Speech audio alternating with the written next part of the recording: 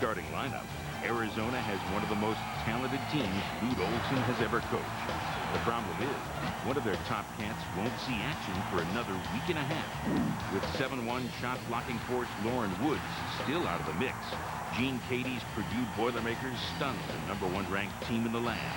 It's time to get back on track tonight in the McKale Center, where Arizona has dominated the opposition, going 45-1 the last 3 seasons.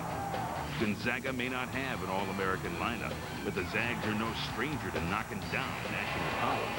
With major upsets of Pac-10 teams in each of the last 2 seasons, the Bulldogs will be going for the hat trick tonight. It's a battle between cats and dogs as Arizona takes on Gonzaga next on Fox Sports Net.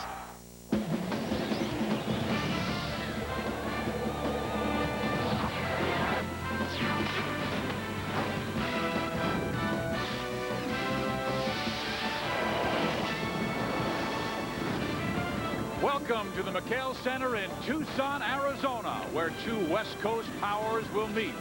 Tonight, it's the Gonzaga Bulldogs and the 5th-ranked team in the nation, the Arizona Wildcats. Gonzaga arrived just over an hour ago, ready to take on a determined Arizona team that lost on Saturday to Purdue and fell in the national rankings from #1 to #5. And hi, everybody, I'm Steve Biziak. This is Marcus Johnson, and welcome to another exciting year of Pac-10 basketball on Fox Sports Net. And I can't think of any better way than to start on a home floor, home debut of the Arizona Wildcats. Now, they start without Lauren Woods, one of the top centers in the nation, still on his 6-game suspension. So where does Lute Olson go? Well, what hurts this team the most, missing Lauren Woods, is defensively. This is a guy that blocked 102 shots, 14 shots in a game, Steve. I couldn't do that on the step ladder. You couldn't either. But also offensively, he gave them about 15 points a game and a serious inside presence. They're going to miss that tonight. All right, tonight's trivia question. Did you know that this guy, Michael Wright, has really been impressive of late, almost averaging 20 points a game? But the problem is he's not getting enough shots. Just 11 field goal attempts per game for Michael Wright. He's averaging about 15 points a game, shooting 53%, but he's got to get more shot opportunities. He's too good of a player to deny like that. Now to the trivia question. Gonzaga is one of only 5 teams in college basketball that has made it to the Sweet 16 the last 2 years. Now, they lost a lot to graduation, but they've got Casey Calvary back, and he is plenty good. They lost 5 quality seniors to graduation, but when you've got a Casey Calvary manning the middle, you're going to be just fine. And this is a new and improved Casey Calvary. He's worked on his intermediate game, his 15-foot jump shot, shooting off the move. Coach Markey has given him the freedom. He's been emancipated, Steve, to get his offensive game off. And then he loves to block shots. I love that about Casey Calvary. And it's the old Marcus Johnson theme. Get the ball to the big man. Got to feed the big guys. All right, let's go to the big guys. We have 2 great ones. Michael Wright of Arizona getting the ball inside. He's got the left-hand jam going this year, and he has been impressive. Meantime, Gonzaga with Casey Calvary. And it's Gonzaga against #5 rated Arizona coming up next on Fox Sports Net.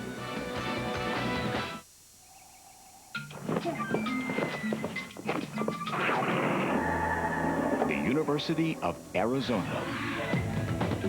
The place to discover, to create, to experience, to make a difference. The place is right here. The University of Arizona in Tucson. They're calling you. The places you want to be. The things you want to do. But you're not going to get there until you finish this stuff. That's why there's True Value. We get you in and out fast. Because the sooner you get done, the sooner you can get back to this thing called your life. True Value. And right now, come in for one of True Value's 12 gifts of Christmas. A folding sports armchair with carrying case is just $12.99. True Value. Help is just around the corner.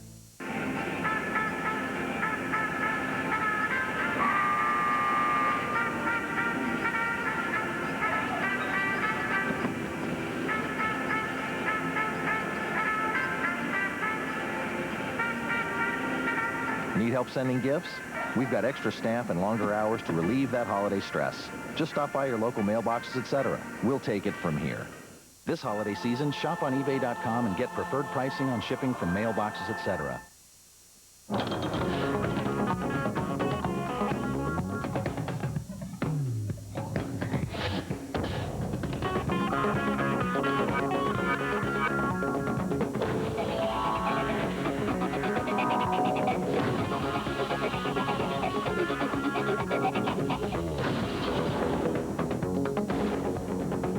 the power of 3, the Intel Pentium 3 processor.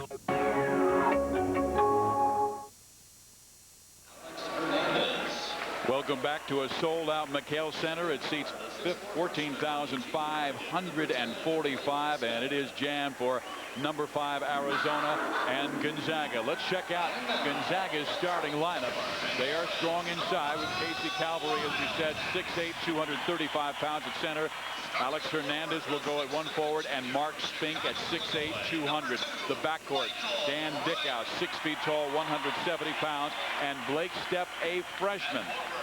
Mark Few, as their coach, led them to a 26-9 season. They won 2 games in the McKale Center last year.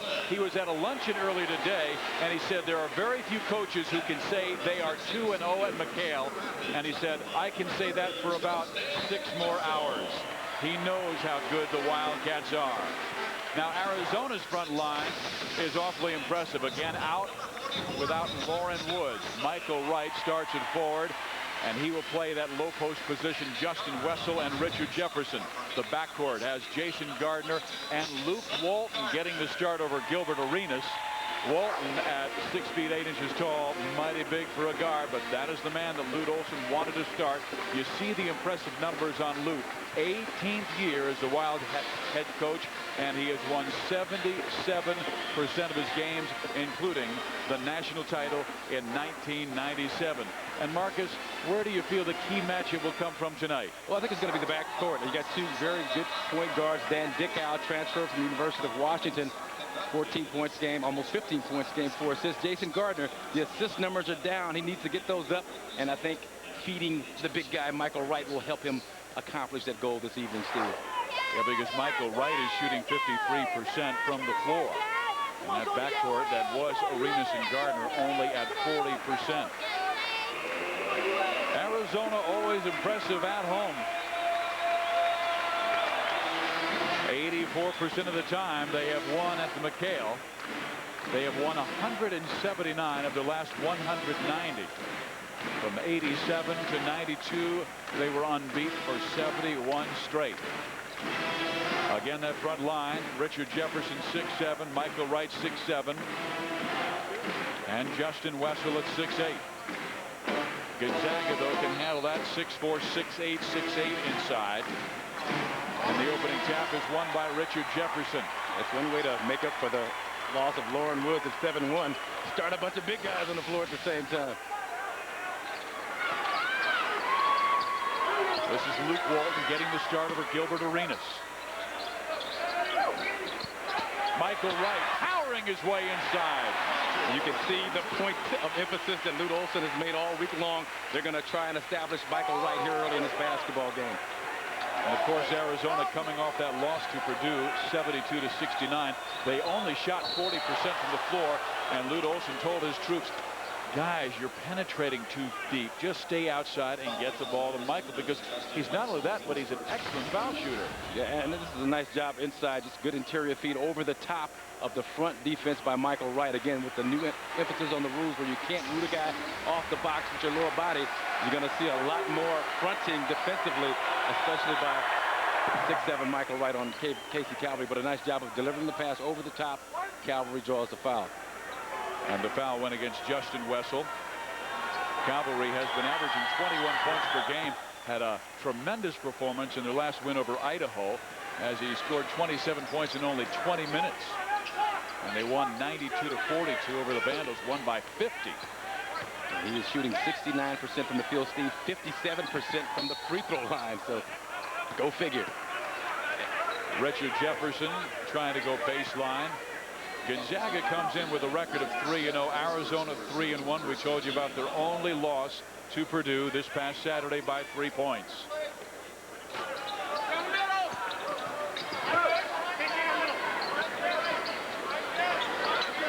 This is game 2 of our doubleheader.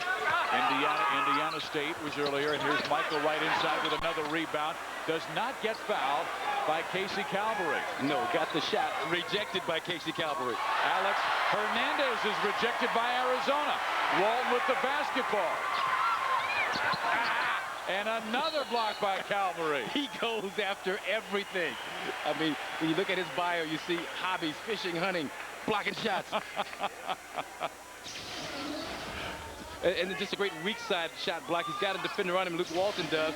Casey with the great help out prevents the easy two inside.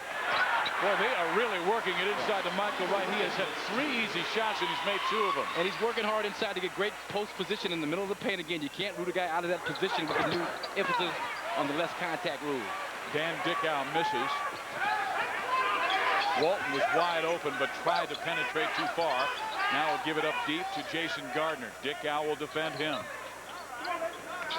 Right. Once again, he's been an incredible force inside early. Well, he's acting like he's going from the left box to the right box, but he stops and plants right in the middle of the key and then gets great position and then a great feed from the top for an easy score. And his lower half is so strong that when you bang him, he doesn't get knocked off balance. Just powers through bigger and taller players because of that lower body strength. Hernandez is fouled. Get out there. Now, they like Alex Hernandez, JC transfer. He does a nice job. He was player of the year in Las Vegas a couple of years ago. He's an active, athletic type. Not a great leaper, but just has a great feel and nose for the ball, knows how to score points, knows how to get to the free throw line. He's Gonzaga's 3rd leading scorer this year. And that was Justin Wessler's 2nd foul, so immediately Lute Olson will go to his bench and bring on one of our favorite players in the game, Eugene Edgerson. This is a guy who sat out last year, redshirt year, because he was student teaching kindergartners. And the look, I love that old school throwback look. My son Joshua says, he looks like Artest Gilmore. Artest? Artest. The knee pads, the socks up high. But he says that year out of basketball just taught him that he wants to play after this year is over with European ball, pro ball here somewhere. He just wants to continue playing. Now Gonzaga mixes up that defense to go from man-to-man to zone, in part because Michael Wright was killing him inside. Richard Jefferson hits the 3 after missing every single shot he took at Purdue. Well, you knew it was going to happen like that. Richard Jefferson, too good of a basketball player to stay on the open for too long. Casey Calvary for 3. That's what Calvary did a lot last year, that standstill jump shot, especially the 3 ball. He's a big guy, 6'8", 6'9", but Coach Mark Pugh gives him a lot of freedom to shoot that shot when open. Gardner from 15. Long. Rebounding as Mark Spink. Dick out of Calvary. That's a travel. Good defense by Richard Jefferson. Yeah, especially when you're looking at a guy 6'8", about 235 coming at you full speed. But Richard Jefferson hangs in there, gives up the body, and causes the turnover. Didn't get the offensive foul, but just as good. He's got his team another possession. And now it's Gonzaga again, showing zone defense. Kind of disguised as a man-to-man, but they're in zone right now. They're concerned about the inside presence of Michael Wright.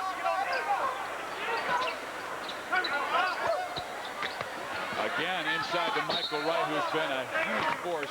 And he travels inside as the defense was strong from Casey Calvary.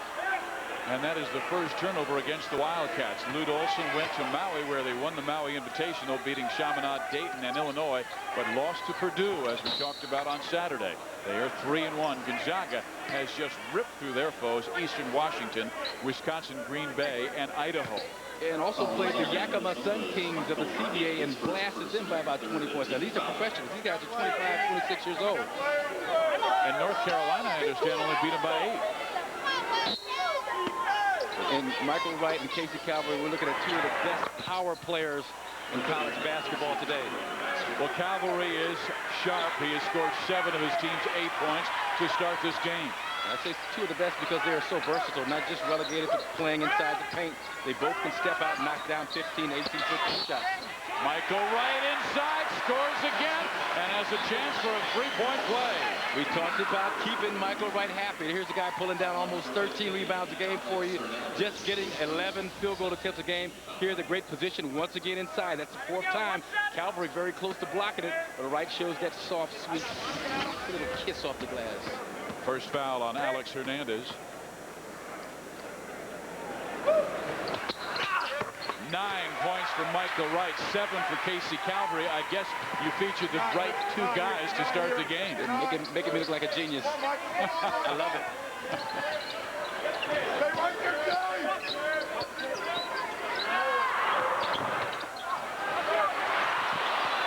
Calvary misses. Edgerson can't hold on to the rebound and goes out of bounds to Gonzaga. Now, offensively, Gonzaga runs a straight flex, old school offense. It's difficult to defend because they execute it so well. They look to do a lot of little cute things, slipping kicks, back doors. Blake Stepp, the young freshman from Eugene, Oregon, has it knocked away. Richard Jefferson sends it off to Luke Walton. Jefferson had the three, now takes it, and it's off right side. Calvary with another rebound. The steal by Walton. And Luke loses it off the right hip of Casey Calvary. Good quick hands by Calvary after a bad decision on the outlet pass. Arizona with the early lead, but with a feisty Gonzaga team in town. Presenting the best minivan ever, the all-new Dodge Grand Caravan. This is a national sales alert from Dodge. Effective immediately, get 4.9 APR financing on select all-new 2001 Dodge Caravans. 60-month financing can save you more than $2,400. So, see your Dodge dealer immediately. We now return you to your regularly scheduled commercial. See the friendly Dodge dealer near you.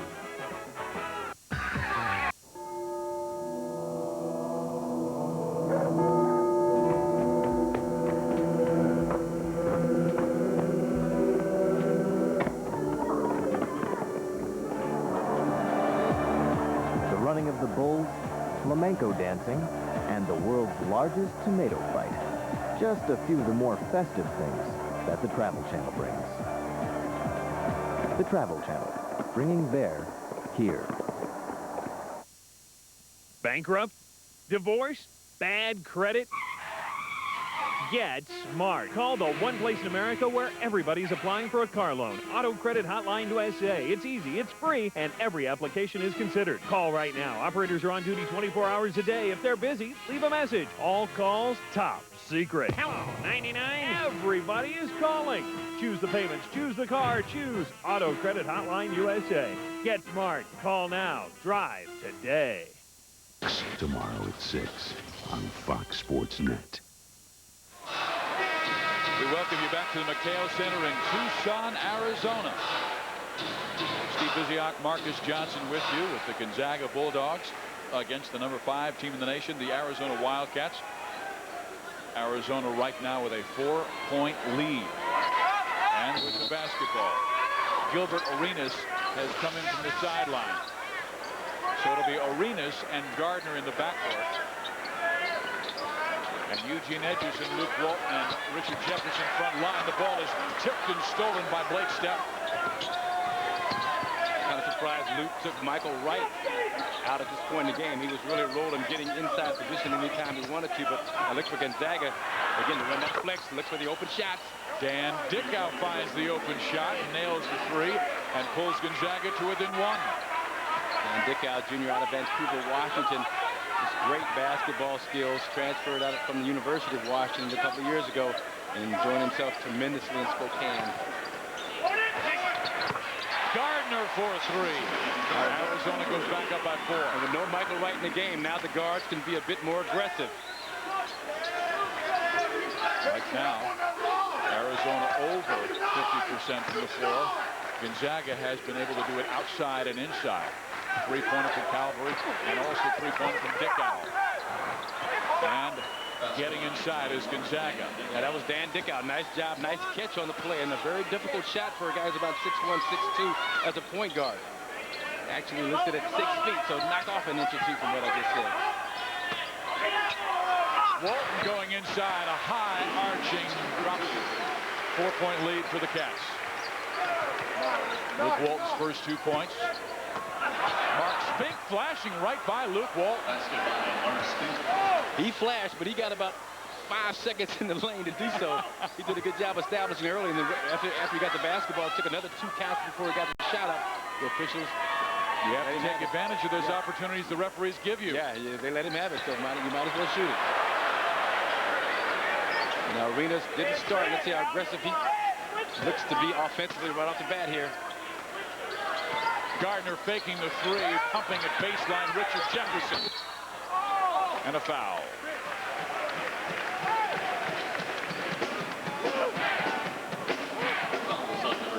Arizona with a 17-15 lead over Gonzaga.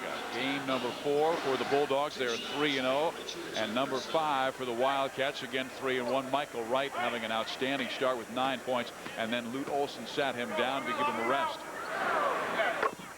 Give him a rest, and then you change the emphasis of your offense to a different direction. Now he brings in Lamont Frazier, takes out Jason Gardner, and Lute Olson, always the coach, instructing Jason Gardner on exactly why he took him out of the game, what he wants him to do while he's on the floor. But I look for Gilbert Arenas now of Arizona to become the offensive focal point. No Wright, no Gardner on the floor. Richard Jefferson with 5 as he drops both free throws. Dick Gow will be defended by Lamont Frazier, who's one of their best on-ball defenders. Zach Gord also in the game. You can see that knee brace on the right knee. Suffered it in September. Torn meniscus. Gord gets it inside, and he is shoved by Eugene Edgerson. Eugene Edgerson. It's a little bit too much contact, but that's Edgerson's game. He's in there to be a physical basketball player. He kind of meets him body on body. That's an obvious foul. That's one that Edgerson will take. That's what he's in there for. He doesn't care about fouling out. He wants to establish some kind of a presence inside. But Gord, talking to Mark, Steve, he talked about Gord coming back slowly from that surgery, and the main thing he's got to get used to again is the contact. He's kind of shying away from the contact inside, and you kind of saw it on that play. He kind of went to a bailout shot as opposed to just powering the basketball up for the basket. Meantime, Anthony Reeson comes in for Alex Hernandez. But if I saw Eugene Edgerson coming at me, I think I'd bail out too. You didn't back off too many, though. You don't give yourself enough credit. But he's a big, strong boy. Yes, he is. With a big afro. Gilbert Arenas missing. Dan Dickow with the long rebound. It's 2 knee pads. No charging. The tip try by Zach Gordon. You can tell Zach's timing is just not there. Yeah, and that's what happens. He's been out about 6 weeks with the knee surgery, but I like that no call by the officials. They experimented this year in the early season with the restricted area, the dotted line that the NBA uses, where you don't get an offensive foul if there's contact in there by a weak side defender.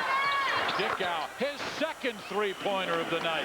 Hey, he came in here the last time he was at McKale before he transferred from Washington, and in his last game hit 3 3-pointers, and Washington almost beat Arizona. And he was just a youngster, as you mentioned back then, so now he's more mature, more experienced. Luke Walton inside. Now, Luke Walton is kind of the jack of all trades for the Wildcats. Great at passing the basketball here. Good job establishing inside position. Takes the hit, able to still finish off the play, but he'll initiate the offense from up top, taking an occasional open jump shot when it's there. Just a very well-rounded basketball player. Meantime, Jimmy Trico comes in for Blake Stepp. Getting ready to come in Michael Wright for Luke Walton. And remember, just a couple of weeks ago, we were with Lou Campanelli, who's the new Pac-10 official, director of the officials in the Pac-10, and he said the one key that all the officials were going to try and do was clean up rough, low-post play with or without the ball. Are we seeing that tonight? We are seeing that. We've seen a couple of fouls called where Calvary impeded the progress of Michael Wright early on. Same thing at the other end. But the players are buying into it. They're learning that they have to front, they have to play more with their legs and their feet, not so much with the arms, with the pushing and the holding. This time, Zach Gord trying high-low with Casey Calvary, but throws a pass too far, and that's the 3rd turnover against Gonzaga. Richard Jefferson. No. Dan Dickow took that rebound away from Wright. That's his 3rd rebound of the game. Dickow has his 3 partially blocked, but Gord gets it to Calvary. Casey short. Dickow tries to get it back. Successful in doing that.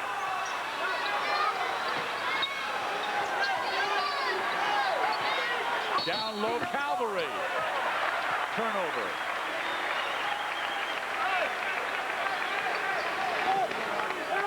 Calvary with a little bit of a push-off He had already had perfect inside position, and as the ball was in the air in flight, gave a little bit of a shove with the offhand to better his position. The official right on top of the play with the call.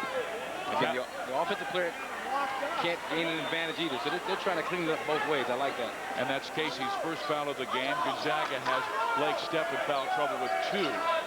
Justin Wessel has 2. He's the only man in foul difficulty for the Wildcats. And again, that's reaching over, and that's exactly what you're talking about.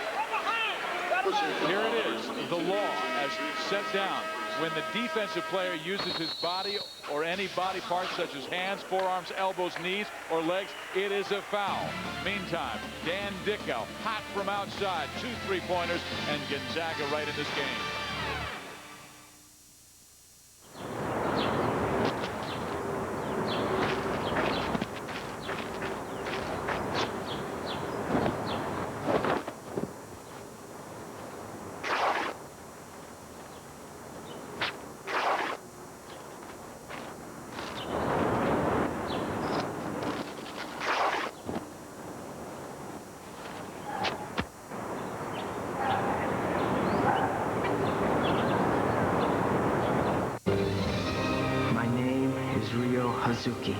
Since my father's death at the hand of Lon D, I've been engaged in a quest for vengeance. That explains the martial arts training, the dangerous addiction to billiards, and my association with Nozomi. Now, if you'll let me go, I wish to resume my journey. Shenmue on Dreamcast, rated T14.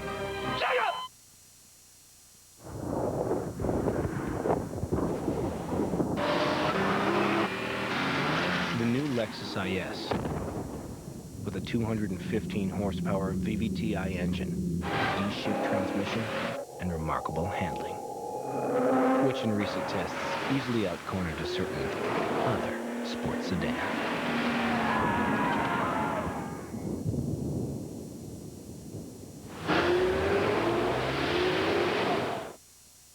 Arizona was ranked #1 before Saturday. They played Purdue. They lost by 3. Part of the problem, Marcus, was over-penetration by their guards. It is right here, Steve-O. Here's Jason Gardner. And watch the big guy, Allison, from Purdue. Doesn't even leave his feet to block the shot. Gardner takes it right into the teeth. Then Frazier from the other side doing the same thing again. Tippy-toe block shot, which led to the loss for the Wildcats. Gilbert Arenas misses the 3. Rebounding Dan Dickow. He has 5 of his team's 11 rebounds, and he's the smallest player on the floor. Gonzaga's out rebounding the Wildcats 11-5. That's one of the strengths of this Arizona team, that they are usually brutal on the backboard. But Gonzaga's doing a nice job holding their own. Gonzaga almost turns it over. Jimmy Trico off to Mark Spink, and Spink drops it in. Right down the floor. Gord Spink on the front line, along with Anthony Reese and Dickow and Trico in the backcourt. They put Casey Calvary on the bench. This would seem to be a time where you could exploit the interior more if you're Arizona. But again, Gonzaga and that zone defense are kind of sucking into the paint. They want to try and invite the outside jump shot. Casey Calvary off to a nice start, some block shots. He scored some points. He's been active. Just a terrific, terrific basketball player. Can you believe a team that has Casey Calvary on it was ranked in the RPI by 72nd? I mean, are there 71 teams better than Gonzaga? There won't be by the end of the year. You're right. I guarantee you that. But it was interesting, Casey Calvary's choice for Wooden Award winner this year, Ryan Scalabrine. They grew up together. Really? Enumclaw and Tacoma, like 10 miles away from each other in Washington. So they've been best buds. I thought that was a nice gesture to he is a Wooden Award nominee himself. Scalabrine, of course, a terrific forward for the University of Southern California Trojans. Arizona extending their pressure. They're in a little bit of a trap right here just to waste some time off the clock. Maybe come up with a steal. Dickow almost fouled by Arenas. Gord pumping it around to Spink. Dickow. And Gord has it knocked away. No foul. 13 seconds remain on the shot clock. It seems like Arenas is playing harder defensively. Yeah, I think he's gotten the message. 2 games over the last 2 or 3 where he's had to come off the bench at the beginning of the game to help you understand what the coach wants you to do. Jimmy Trico misses. Diving for the basketball, Spink. And again, Gonzaga out-fighting Arizona for the orange. And that's what Mark Spink does on the basketball floor. He's not pretty to watch in terms of a great offensive player, but he gives you those extra possessions with his hustle. Push on! Every team needs a guy like that. Hard hat, blue collar, lunch pail, bologna sandwich. Arenas with the steal. Gilbert to the hoop. He scores and a chance for three. Just pure athleticism by Gilbert Arenas. Actually took two guys to the rack on that play. Here, right here, a little crossover right to left, gets him down the middle, and then draws the foul inside. But, you know, just a terrific, terrific athlete, and another guy with a great feel for the game. He averaged 33 points a game his senior year in high school. Last year as a freshman, 15 points a game. Second most points in Arizona history. I mean, not enough can be said about Gilbert Arenas offensively. That's your third foul on Jimmy Tirico, but what do you think Gilbert has to do to really raise his game to the next level? He's got to understand, as Michael Dickerson, a guy that he is oftentimes compared to. Michael Dickerson came out and played defense 40 minutes a night, every single night, you know, every moment that he's on the floor. Arenas has a tendency to take off possessions defensively. Offensively, his eyes light up. Defensively, that's when he wants to relax and rest. You can't do that if you want to be a great basketball player. Casey Calvary back in, misses short. Michael Wright with the rebound. Young Travis Hanauer in the game now for Arizona. He wears number 5, a 6'6" freshman from Laguna Beach, California. And there's a miscommunication between Jason Gardner and Justin Wessel. And I continue to go to Michael Wright right now and try and really blow this game open if I were Arizona. Blake Stepp for 3. Blake Stepp, Oregon Player of the Year. And here's another guy, again, the bios, you know, great student, great citizen, and his dad is a coach. And look at those three-point field goal shooting. Gonzaga now 50%, 4 for 8. Arizona struggling a bit at 2 for 7. Stepp, another guy, his dad's a coach, great feel for the game. Justin Wessel got wide open in the lane. His first 2 points, he was quick out of the contest because he made 2 quick fouls. A steal by Hanauer, right into the hands of Reason, but he cannot finish the layup. And that's what I mean by nose for the basketball. You know, probably couldn't out-jump a lot of these guys on a jump ball straight, but was able to time the basketball coming off the rim to get that offensive rebound and do some stuff inside. And that is the 3rd foul on Justin Wessel. And you're going to see that a lot this year in college basketball. A lot of guys in early foul trouble, especially early in the season. The question in my mind now, will it continue as we get to February, March, and playoff time? Oh, he got low inside, and Alex Hernandez knocks home his first field goal. Again, just was able to locate the backboard from underneath the backboard. A very difficult angle, but he's a shot maker inside. Again, Gonzaga in the zone defense with an emphasis on Michael Wright. Arizona's biggest lead has been 6, but each time Gonzaga, which has cut it down to 3 or 1, and right now it's 29-26, number 5, Arizona over West Coast Conference power Gonzaga. The Pacific 10 Conference. Its academic excellence and athletic prowess are as great as the area it encompasses. Stretching from the state of Washington in the Northwest to Arizona in the Southwest. Unparalleled in athletic success, the Pac-10 has won more NCAA championships than any other conference. The 10 members have been providing the best in quality higher education for more than a century. The Pac-10, the Conference of Champions.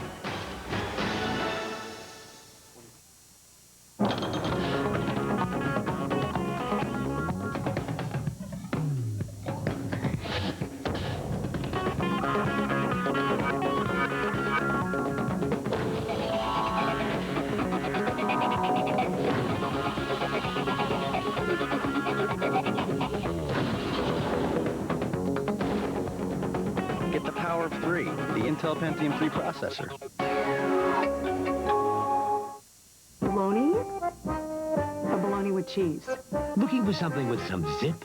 Bologna or bologna with cheese? Well, Wendy's spicy chicken sandwich with its fiery blend of pepper and spices satisfies that crave. That one is... What'd you get for 26? C, 68 and 74. CNC. Pencils down. Right down the center. Not so great for taking tests, but great for collect calls. You can save big bucks by dialing 1-800-CALLATT.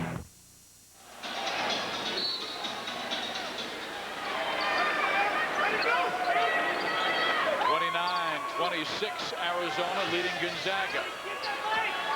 Gilbert Arenas for three, misses badly. Hanauer gets it back and knocks it home.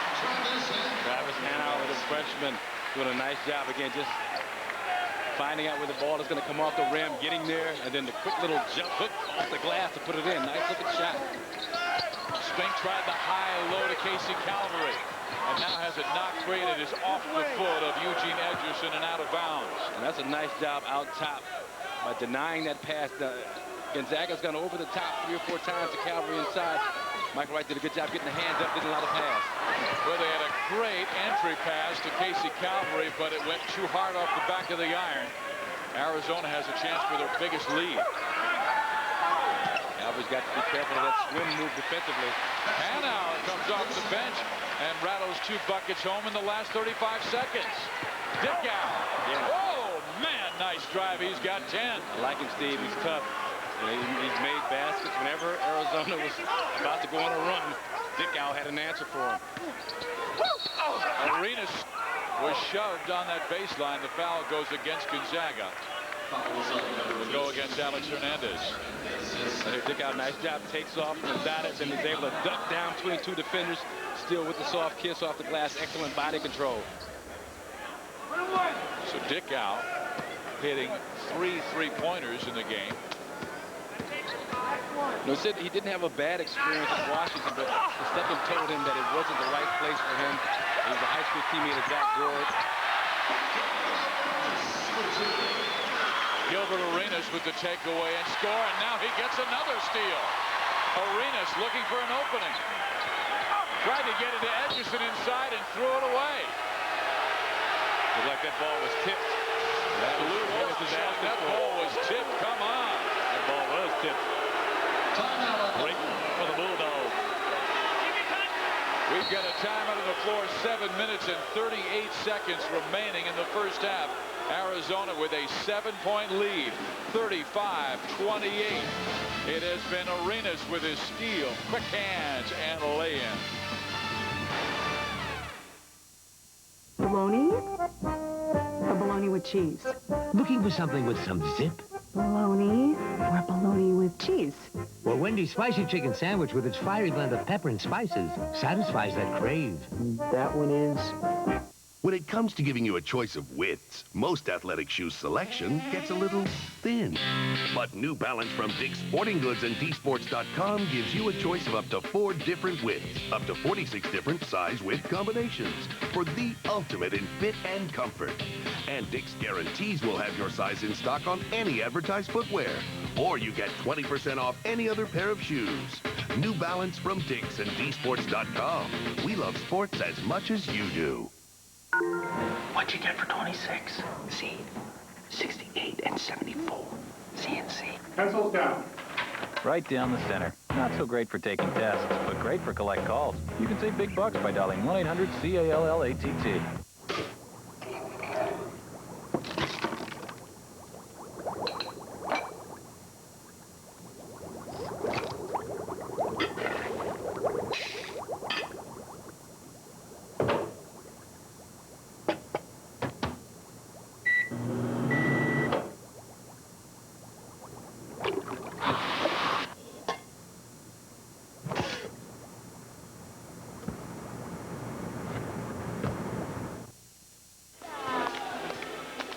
Arizona at practice today was really working on defensing the perimeter because they knew Dan Dickow was going to come in and he can shoot the 3. He does a lot of good things for you. You know, right there, the 3-pointer here, nice job on the catch and finish. And then here, oh, not here, but here, right here, Dan Dickow, number 21. That 21, who else was number 21? Spokane, Gonzaga? John Stockton. No, he was number 12. Oh, my bad. Because Dickow's favorite player is John Stockton. So he wore 12 at Washington, but they won't let him wear 12 at Gonzaga because Stockton Right. wears. So he took the number and he reversed it. That's what I meant. Yeah. I'm dyslexic. What can I say? I meant to say that. Dyslexia. I've seen it backwards. But John Stockton is his favorite player. That's who he's patterned his game after. And, you know, just moving without the basketball, tough defensively, can knock down the open 3-pointer, great ball handler, terrific passer. Dickow's got some game. He has played very well in this first half. Last time he played at McKale Center, it was a season-high 12 points. Down low, Calvary hanging on to the rim, and Lute Olson saying, why is that not a technical? That's 9 points for Casey Calvary. Don't worry about the reinforcements. The Calvary has arrived. F Troop. The G Troop. I mean, he just went up and powered that baby up and then hung on the rim just in case it came out.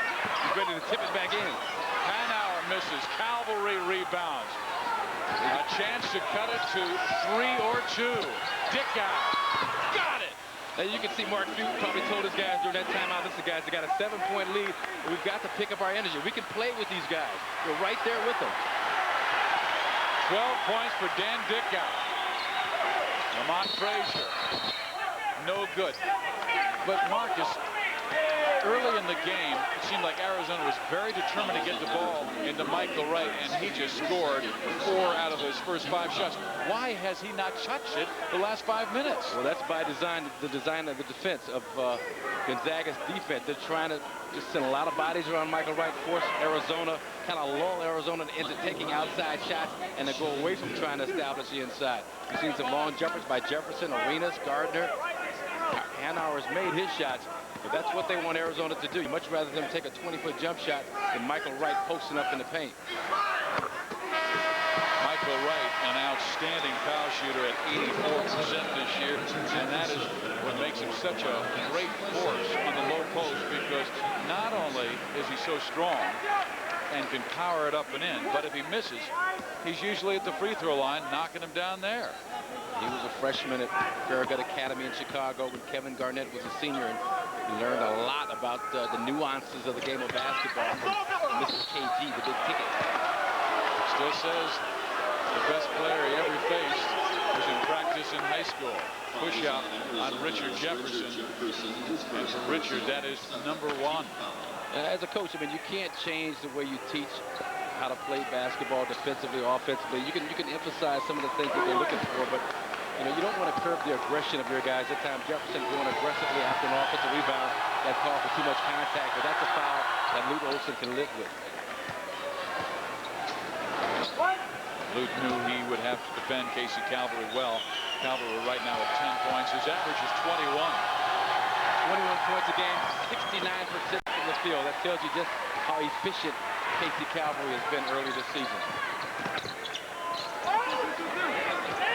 Jason Gardner missing the 3. Walton tried for the rebound, but Calvary just outleaped him. Another outside jump shot by Arizona early on the shot clock. Zach Gord, the ball was kicked by Michael Wright as Gord was posting up on Luke Walton. Hey, coming up at 10 at midnight, the National Sports Report will have scores and highlights from around college basketball. Chris Rose and Lionel Bienvenu will bring you all of the stories. And North Carolina, Michigan State, how did that game go? Well, it was the Bearcats and Dayton Flyers. That time Calvary maybe trying to force it a little bit too much. A lot of time they could have run some clock, look for a better shot. Richard Jefferson missing the runner. Walton tried to take it out of the hands of Casey Calvary and loses it out of bounds. And Gonzaga doing a nice job on Richard Jefferson. The only thing they're giving Richard Jefferson in this game is an open outside jump shot. Every time he tries to penetrate, they're making him play in a crowd. They're sending 2 or 3 bodies at him, making the shot a lot more difficult for him to get off. Dickow now playing with Kyle Bankhead in the backcourt. Bankhead with the ball now. Off to Anthony Reason. The steal by Jason Gardner.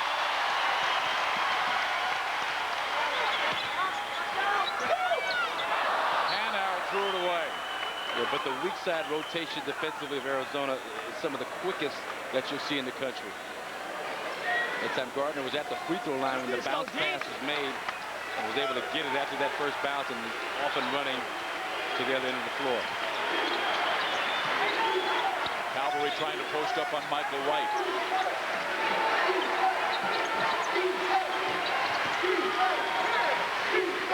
In motion offense, a little flex also involved. That's the Gonzaga system. Help your teammates get an open shot, set a screen, flip a screen, do something to help. Shot clock down to 9. Dickow behind his back. Zach Gord. Ball on the floor, stolen by Walton. Luke's one of the best big man passers in the nation. And he's looking for right. A foul. That's a nice feed from Luke Walton. Beautiful feed. I mean, when you're 6'8" and long and rangy like Luke Walton, you can pass around defenders. He was able to do that on that pass. The Casey Calvary came down on the block shot attempt. If he just keeps his hands straight up, make the shot difficult for Michael Wright, maybe he blocks his shot. If he doesn't, he definitely doesn't get the foul call.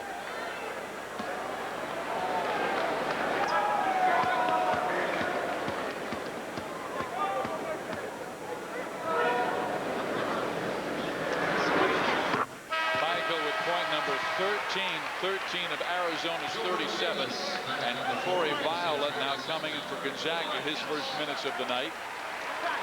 Gilbert Arenas comes back in, so it'll be Arenas, Gardner backcourt, Wright, Walton, and Jefferson front line for Arizona. Coming into this game, Michael Wright 84%, 21 of 25 from the free throw line, and he's in the groove right now from the line. He's got a third of his team point. Violet, Dickow, Bankhead, Zach Gord, and Anthony Reason. They're having to do it without Casey Calvary, their leading scorer. This is a tough assignment for Dan Dickow because he's really their only weapon on the floor. Gord is still not completely healthy. But Bankhead can shoot. Violet has played it pretty well, and Reason is more of a slasher when he gets the basketball. But you're right, Dickow's got to be the guy to be aggressive offensively and keep his team in the game. Essentially, the crowd goes wild because they thought Gardner's foul instead of Dickow, as Dickow dribbled into two defenders. Well, that's that cute little move that a lot of point guards have, where they'll push you off of that off arm just enough to create some space for themselves. And if you're not a good actor like Jason Gardner was on that play, the call goes against the defense more often time than not. You got to really kind of flop that when you feel that contact. Well, here's from the rule book. The offensive player cannot employ the use of body or body parts to establish and maintain a legal position. If you like reading that, huh? Yeah. Hey, we spent 2 hours under it. Eugene Edgerson has it knocked away. Edgerson in their win over Dayton in the Maui Classic. 9.7 rebounds in 22 minutes. All on the inside. Now watch inside here. Luke Walton going to get the basketball. Nobody's going to pick up Edgerson. You got to be man U-ball. Know where your guy is. Also know where the basketball is. Edgerson able to sneak behind that back line of defenders to draw the foul.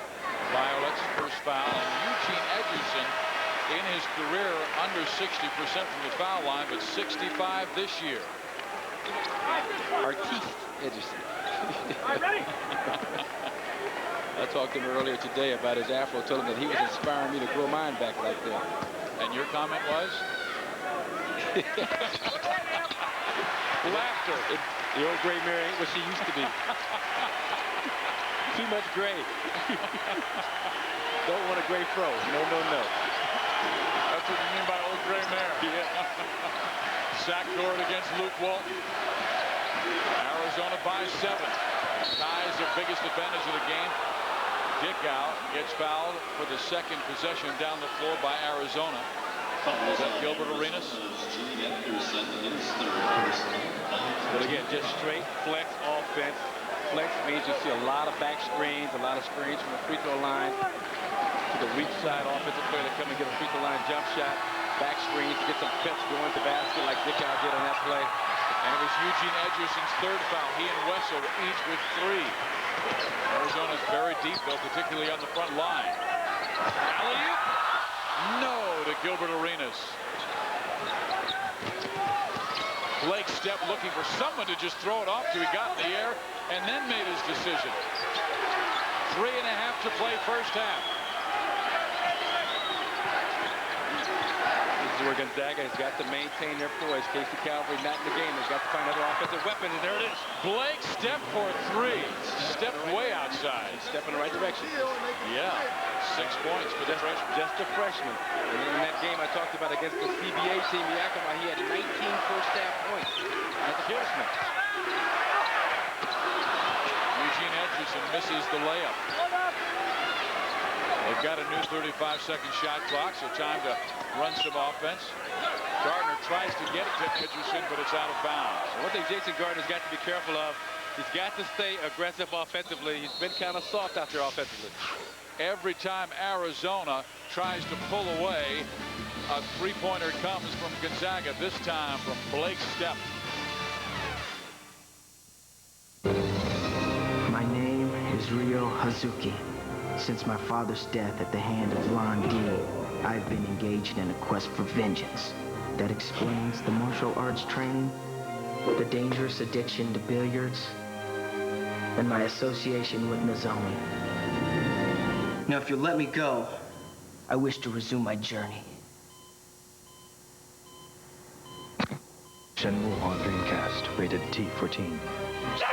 That snowball is a great way to tell customers Staples has technology gifts. Greetings. Handhelds make terrific gifts. So do digital cameras. Nice price. Excuse me, could you tell me about the scanner fax copier?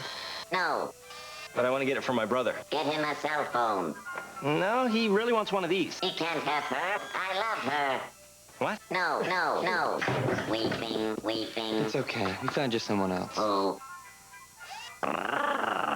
For technology gifts they really want, it's Staples. Speed, reliability, performance, the qualities that won Lance Armstrong the Tour de France. Now, they're available in international delivery. Introducing Global Express Guaranteed from the U.S. Postal Service and DHL. Delivery to over 200 countries in as little as 2 days guaranteed. Now, you'll know which team to ride with. Fly like an eagle. Gonzaga is a team that went 26-9 last year and beat Louisville and St. John's in the NCAA tournament, then lost to Purdue in the Western semis. But they played Louisville and St. John at McKale. And Mark Few, we told you, he was talking to a luncheon earlier today and said, hey, there aren't too many coaches who can say they're 2-0 at McKale. And I'll say that for another 6 hours.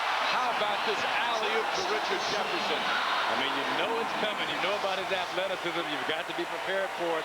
When you least expect it, they're throwing it up there, top of the square. Richard Jefferson going to get it. And they call a foul against Zach Gord running over Jason Gardner. Let's check out that alley-oop play on the inbound. Gardner, the point man, is a trigger guy. And, you know, give Gonzaga credit. They were prepared for it, but that's just a great athletic play by Richard Jefferson, just sitting on the neck of Zach Gord inside.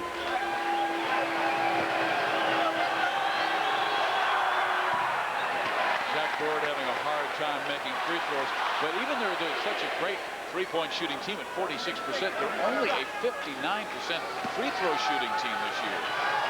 And they're almost shooting better from the field than they are from the free throw line. Go figure that one. A lot of it's just concentration, focusing in. They have a lot of new players, a lot of young players on this basketball team who have a tendency to lose concentration. They might be tired if they're making their free throws in this game. Gonzaga is fouled. But I'll tell you what, Steve, both these coaches are in mid-season form. That time Mark Few thought that Gilbert Arenas carried the basketball. He jumped up in intensity. We've seen Luke go off on a couple of plays here, so they are both into it early. I like to see that. Did you hear Mark Few? He said, come on, guys, it's time to go to war. 11-1 Arizona over Gonzaga on points off their bench. Calvary and Dan Dickow have done so much for the Bulldogs' hopes, and as they pull them within 6 now. Let's keep that in perspective, too. When you've got Gilbert Arenas coming off your bench in Arizona, right, it really helps you a lot. Never mind. Hey, weeknights at 6:30 and 11:30 on Fox Sports Net. Jim Rome tells it like it is on the Nightline of sports talk shows. Even the athletes tune in to see what Rome has to say about them. That's weeknights at 6:30 and 11:30 on Fox Sports Net. Kyle Bankhead at the free throw line, a redshirt freshman from Walla Walla, Washington, won the Washington 4A title with his Walla Walla team. One of your funnier named cities. Walla Walla. Do you know, at one time, Walla Walla was given the option of, do you want the university or the penitentiary? And they chose the penitentiary, thus Washington State is in Pullman. It's 42-38, Arizona with a 4-point lead. I noticed you had no comment on that wild observation. I can see why they got stuck with a name like Walla Walla. But no, this kid back here, though, can flat out shoot it. And that goes into Mark Few's offensive philosophy of having 5 offensive players, guys who knows for the ball on the floor at all times. Well, Gonzaga has been impressive early, beating Eastern Washington, Wisconsin, Green Bay, and Idaho. They're at Arizona tonight. It doesn't get that much easier, so they stay in the Pac-10, and they will take on Washington on December 2nd. Then they go to Montana, Boise State, and Wisconsin, Green Bay. I remember last year they really had it rugged early, but they went into Pauley Pavilion and held the Bruins to 43 points. The fewest points the Bruins have ever scored at home. Oh, they think they got papers on Pac-10 teams, just ownership papers. Like You're right. You know, you go in there and beat the Bruins and Pauley. They played Oregon tough. Last year they beat Washington State, UCLA, and Washington. Yep.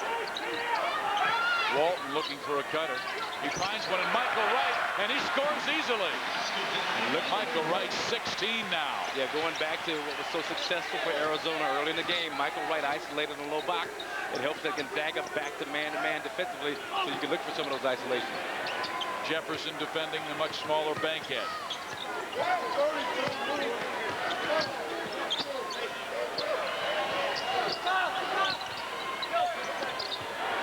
Reeson. No.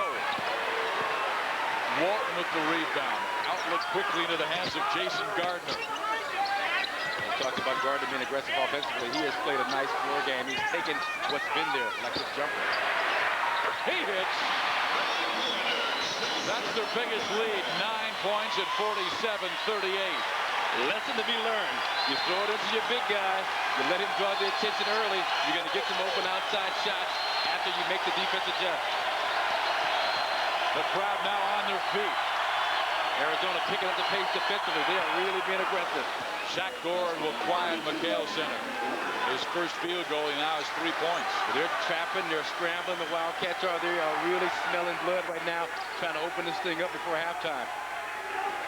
Well, the one thing that Mark Few of Gonzaga wanted to see, he said this was going to be a real test of adversity. He says our only road game was Eastern Washington, and that was 18 miles from Spokane. Offensive foul, Michael Wright. He just barrels through Zach Gordon. Talked about his power, Michael Wright. There you got a first-hand eye view of that power. Second foul on Michael Wright coming up at halftime. We'll send you to the Fox Network Center for an update with Chris Rose and Lionel Bienvenu. We'll also introduce you to a nominee for this year's Wooden Award, and we'll show you highlights and stats from the first half.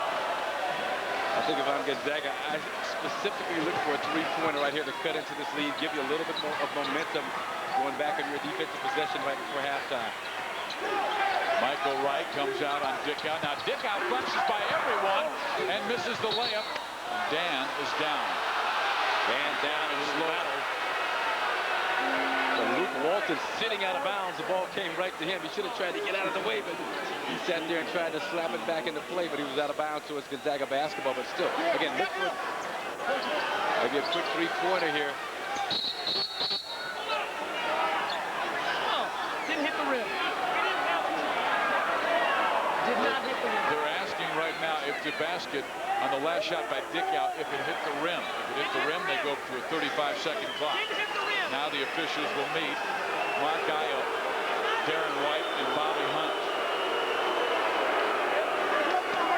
Mark Few and Lute Olson have both been called over. That's one of the... That's reviewable. Dickow going to come in with a left-handed shot. Did it hit the rim? Oh, yeah. Not a question. I thought it did. But they'll stay with just 15 seconds left in the shot clock. So they do not get the call of Dickow being defended by Jason Gardner. Shot clock down to 10. That's a charge on Dan Dickow. First foul on Dan. To give Jason Gardner credit right here. Just going to get right in front. You can be moving and take a foul, offensive foul, and there's that off-arm push-off by Dan Dickow, gaining an advantage, good call by the official. And then that was a better job of acting by Jason Gardner. He really gave one, as strong as he is. Do you think that form knocked him down like that? Oh, that was acting. That was good acting on this. But he had a scowl on his face as if to say, that was a bad call. When you've got to say, hey, you made a good play and have a stoic look. 14 seconds game clock. Shot clock off. Closing moments first half. Gilbert Arenas with the pull-up. He hits. Dickow at the buzzer. It will not go, and that's the end of the first half here at the McKale Center in Tucson, Arizona. The Wildcats with a 49-40 lead over the Gonzaga Bulldogs from Spokane, Washington.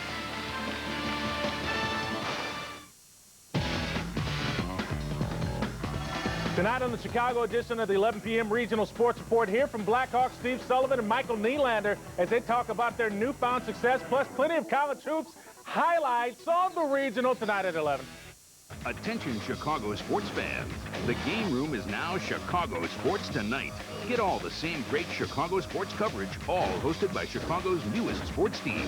Watch Chicago Sports Tonight, weeknights on Fox Sports Net. There are lots of ways to equip a car. And right now, when you buy a new 2001 Chevy Cavalier, we'll give you $2,500 cash back. So you can equip your Cavalier any way you like. Bonus. The $2,500 Chevy Cavalier bonus.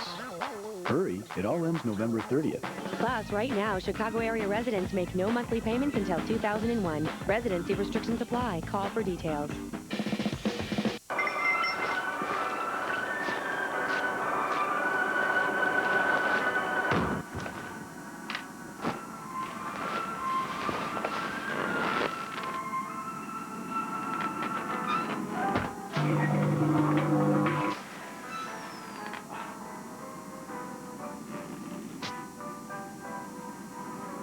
Fast is good. Jimmy John's delivery. All teams have a most valuable player. The one person who exceeds everybody's expectations. Well, here at AT&T Broadband, we see things a bit differently. Because we applaud anyone who gives us their all. We take our hats off to everyone who makes a contribution. And right now, we're building a team of customer sales and service representatives. So if you'd like to join our team, give us a call. Here, our MVPs are the ones who give it their best every day.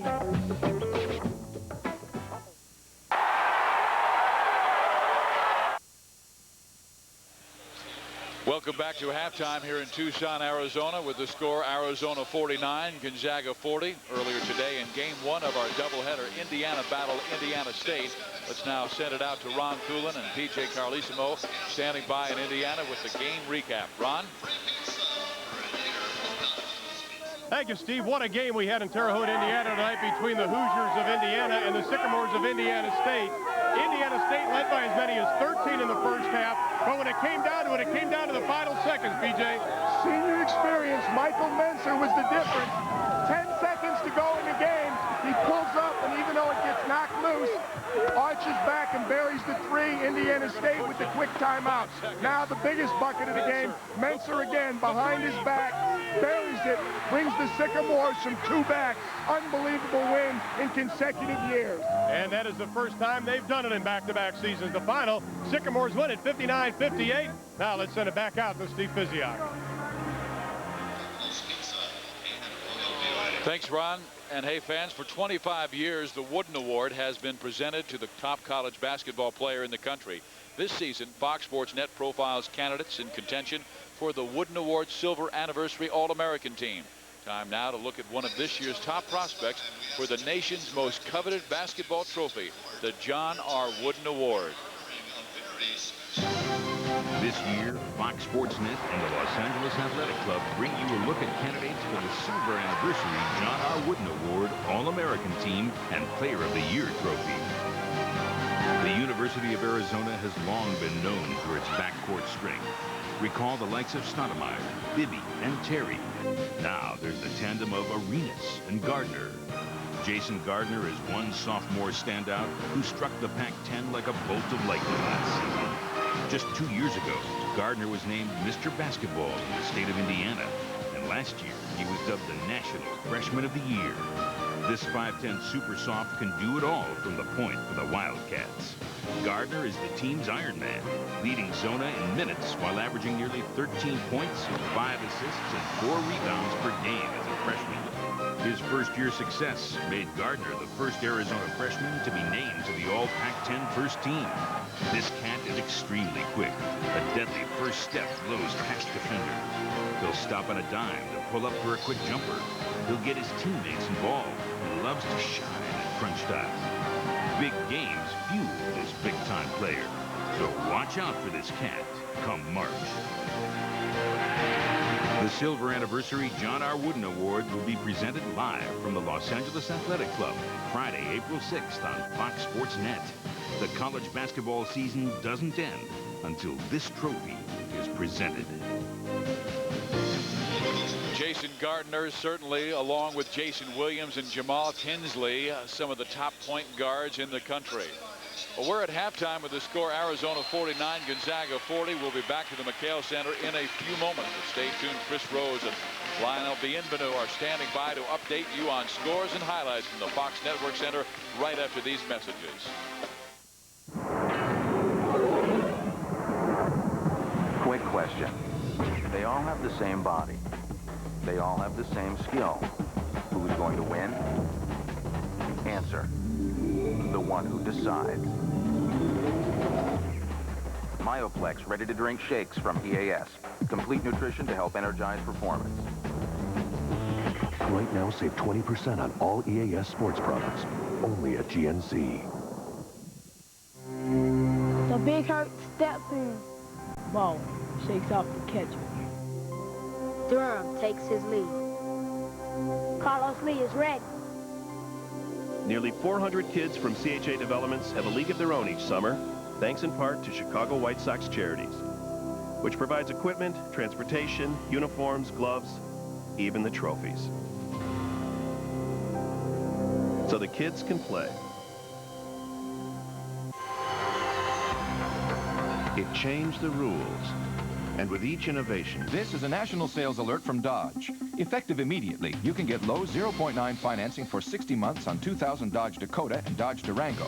You can now save over $4,000 on Dakota and save more than $5,600 on Durango.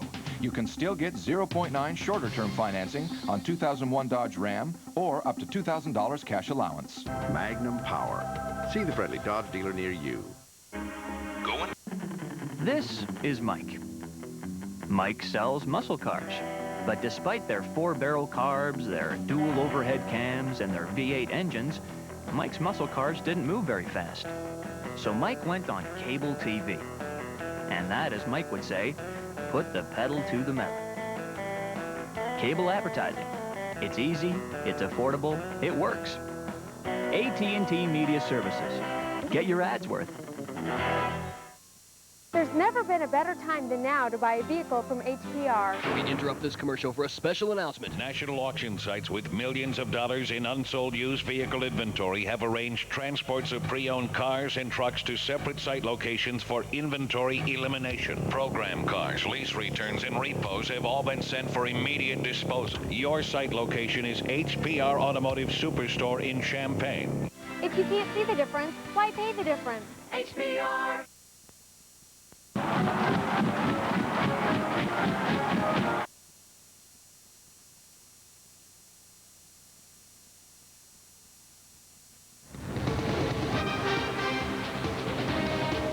At the half in Tucson, it's Arizona 49, Gonzaga 40. Hey, welcome to those of you watching the Gonzaga-Arizona game. We'll get you back in plenty of time for the second half. He is Lionel Bienvenu. I'm Chris Rose. This is the National Sports Report. You're correct, sir, but there's no time to waste talking up here and chatting, Chris. Let's get you updated on other college basketball action tonight, shall we? Cincinnati, winners of 9 straight against Dayton, and there's Huggy Bear trying to get another one. First half, Tony Stanley with the steal, and look out below, fire in the hole. Dayton up by 5 at the break. Early second half, David Morris hits Brooks Hall. He hits a third rock. Uh-oh, not so huggable. Later in the second, though, Cincinnati on a big run. Leonard Stokes, 4-point play. Then Steve Logan Hit me, baby, one more time. Another three-pointer, and now he's all lovable. Huggins and Cincinnati come from behind to take this one. 82-75. They've won 10 straight over Dayton. Flyers turned the ball over 19 times. We go to Carolina, and Matt Doherty facing a big early season matchup against Michigan State. Well, yeah, that's something that Tom Izzo is really hoping Bell State. will develop. Oh, Jason Richardson wreaking havoc on the rim. And later in the first, Brian Morrison to Chris Lang. He's in the back door, and he's full breach on the iron. End of the first now. Marcus Taylor looking for Richardson, and he's there, ahead of the pack. Spartans fans loving every minute of this. They lead the Heels by 13 at the break. In the second half, they pull away.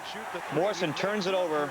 Charlie Bell takes it all the way. There's a sea of white back there for Tom Izzo's Spartans. They roll 77-64.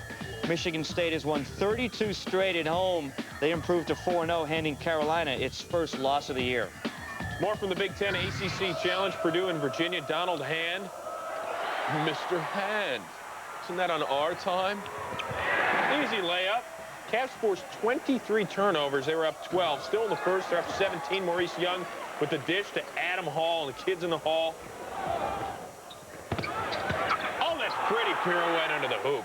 Cavs up 18 at the break. That's bad hair. Second half, Hand. On the break, Hand to Hall. The mush. Cavs go on for the 19-point win in the first ever meeting between the schools. So Purdue can knock off the top-ranked team in the land, Arizona, over the weekend, but they can't handle 21st-ranked Virginia. Are you talking to me there? The bad hair? Chris? Actually, that all does right, me for a those little of you work. who watch, yes, it does. Watching on Empire and Comcast, more National Sports Report. The rest of you get back to Arizona. Enjoy the second half between Gonzaga and the Wildcats.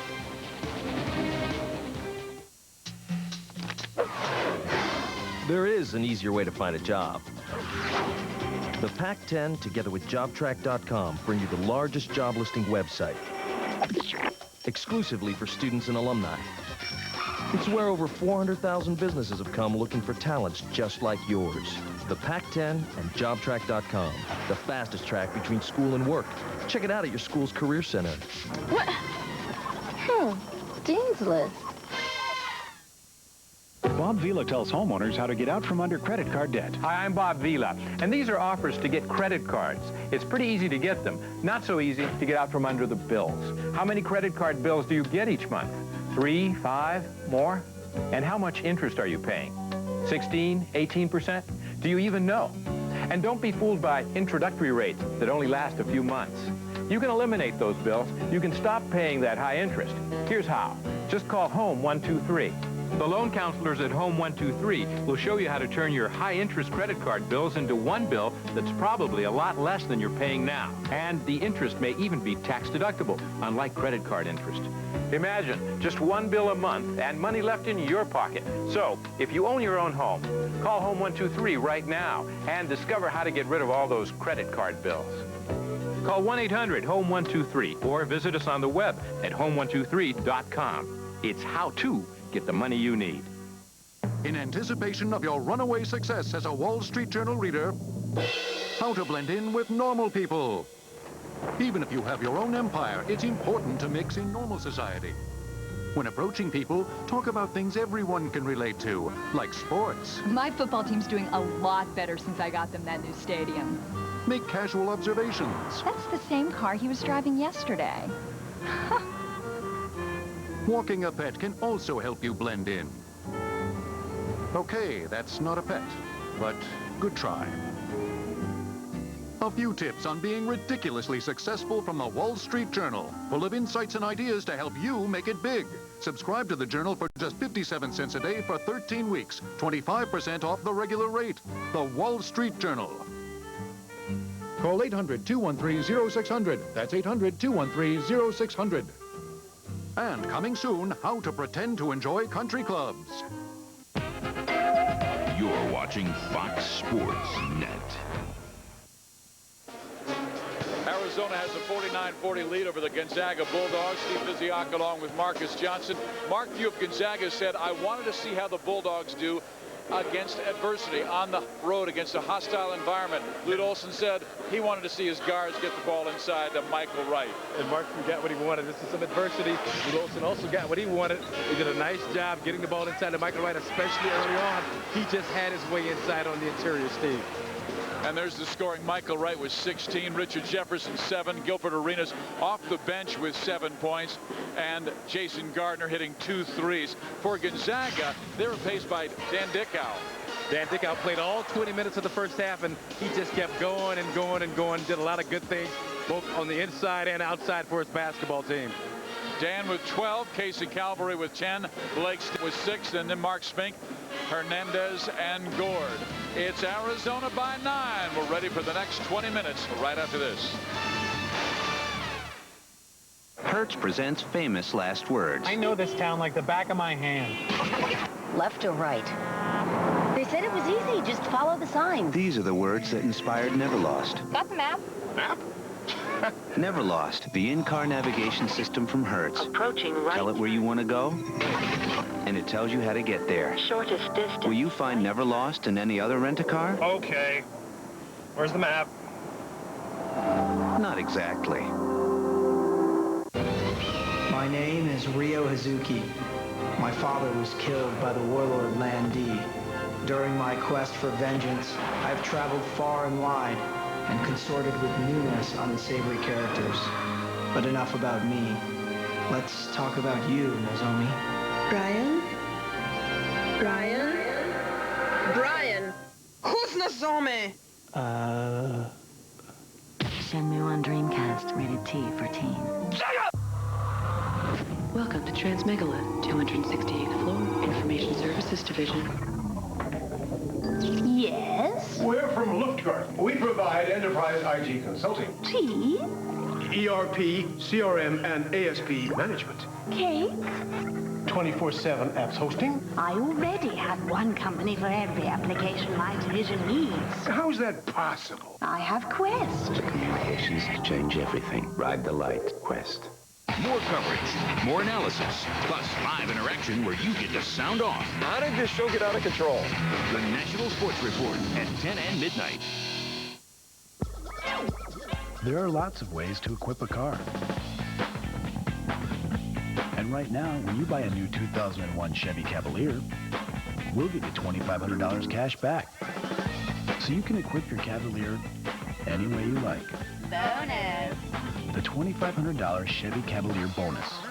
Hurry, it all ends November 30th. Plus, right now, Chicago area residents make no monthly payments until 2001. Residency restrictions apply. Call for details.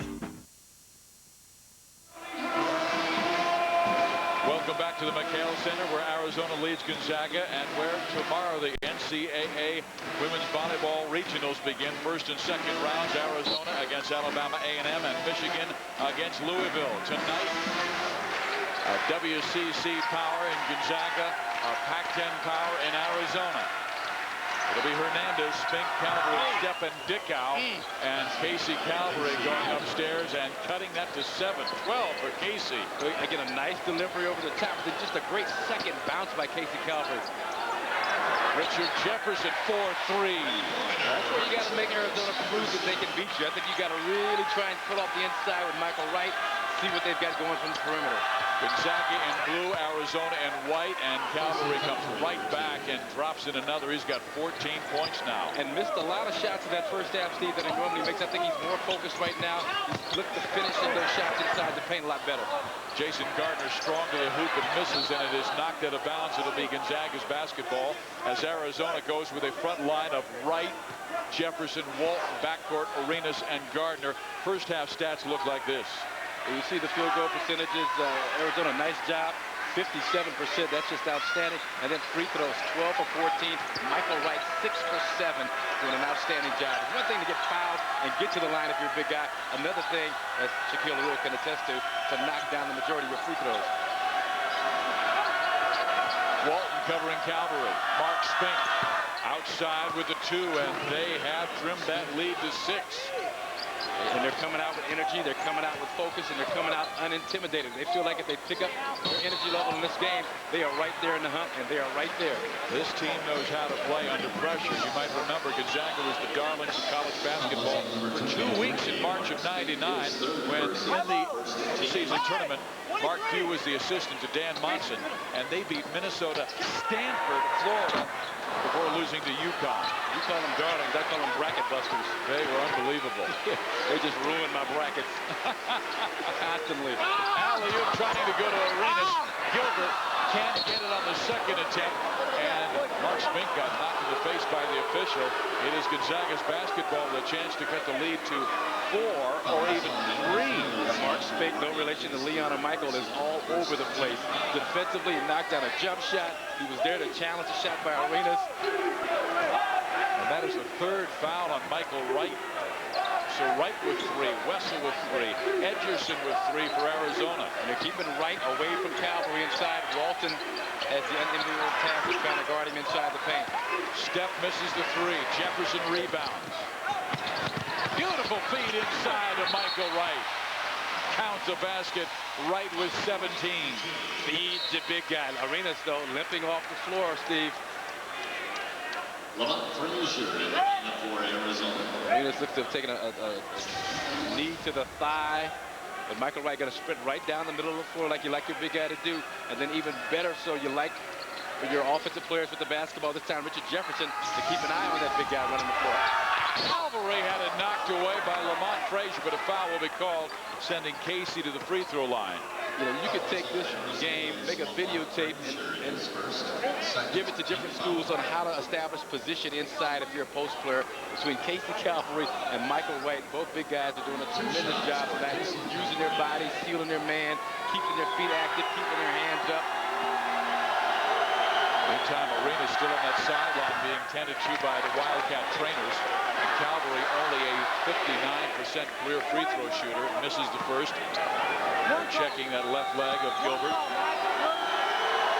You've got to be able to use your body down in that low post. As you talked about, you can't use your body or any parts thereof, such as arms, shoulders, elbows, knees.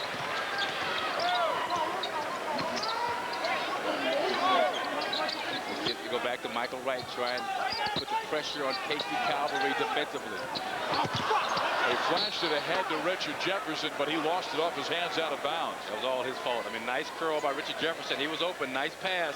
Just could not hold on to the basketball. He had an easy deuce if he could have. Well, Gonzaga's hanging in this game, but they could really help themselves if they could make their free throws.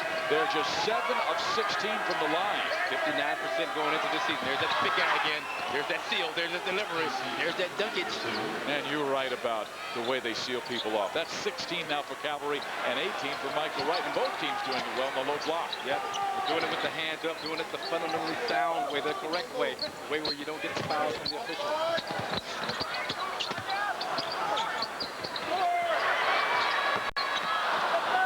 Gardner missing. A 3-on-2 break, but then Steph loses it. Jefferson steals it. We're going the other way. Gardner for 3. No, and Calvary with the rebound. And I don't think Lute Olson liked that shot. Too early, way too early within the shot clock. You can get that shot anytime you want in your half-court offense. Wait, step for 3. Oh, look at this team come back. Give me an ice water transfusion. That's a cold shot for a freshman in this kind of a hostile environment to even think about taking. They were down 10, Marcus, 1 minute into the second half, and here they are. They're just 3 minutes later, cutting it down to 7. Luke Walton, no. Walton gets it back, no. His third shot, no. Good hustle by Luke Walton, though, just couldn't get it to fall. Sometimes the rims are so unkind. Casey Calvary, left hand. This time his rebounds picked by Richard Jefferson. Nice idea and the right idea by Casey Calvary. Go to that offhand away from the defense. Just didn't get enough gusto behind the shot. Left it a little short. Michael Wright. This time rebound goes to Steph, and it seems like Gonzaga wants to get out and run.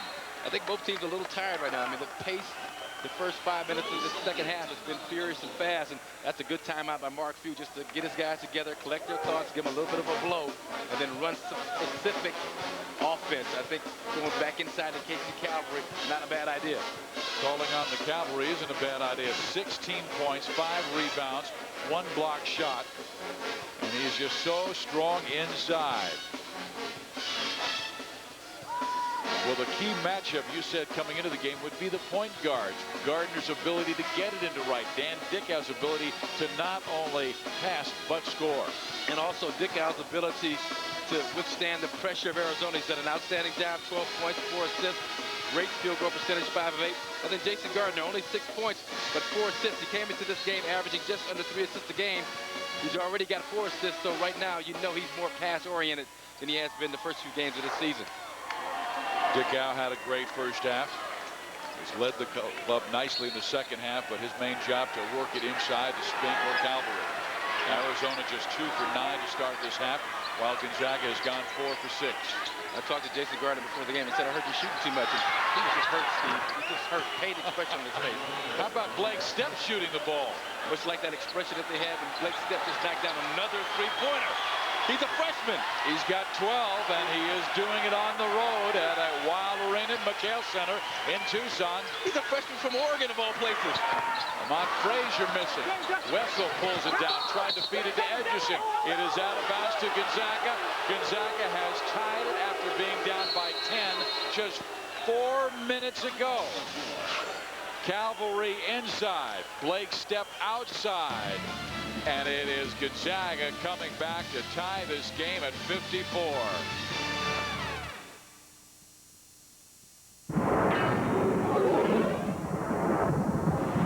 Simple question. The same exercises, the same number of hours. Who pushes his body to the next level? Answer, the one who wants it more. High-performance products from EAS to support your workout.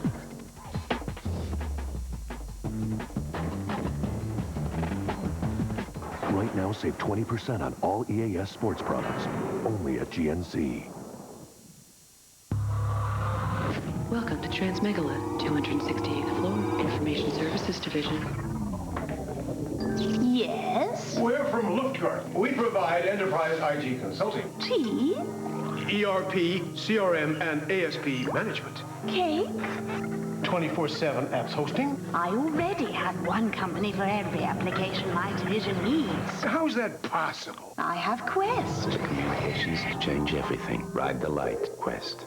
That snowball is a great way to tell customers Staples has technology gifts. Greetings. Com handhelds make terrific gifts. So do digital cameras. Nice price. Excuse me, could you tell me about the scanner fax copier? No. But I want to get it for my brother. Get him a cell phone. No, he really wants one of these. He can't have her. I love her. What? No, no, no. Weeping, weeping. It's okay. We found you someone else. Oh. For technology gifts they really want, it's Staples. Gonzaga on a 14-5 run to start this half. 6 of 8 from the floor. Their ability to get the ball inside. Well, here's a guy who is probably the most impressive defensive interior force in college basketball. Suspended the first 6 games, and remember, he missed the NCAA tournament because of a bad back last year. And needs to lose that Cosby sweater, but yeah, he is a dominating force in college basketball. You know, it's a lot of those shots by KC Cavalry.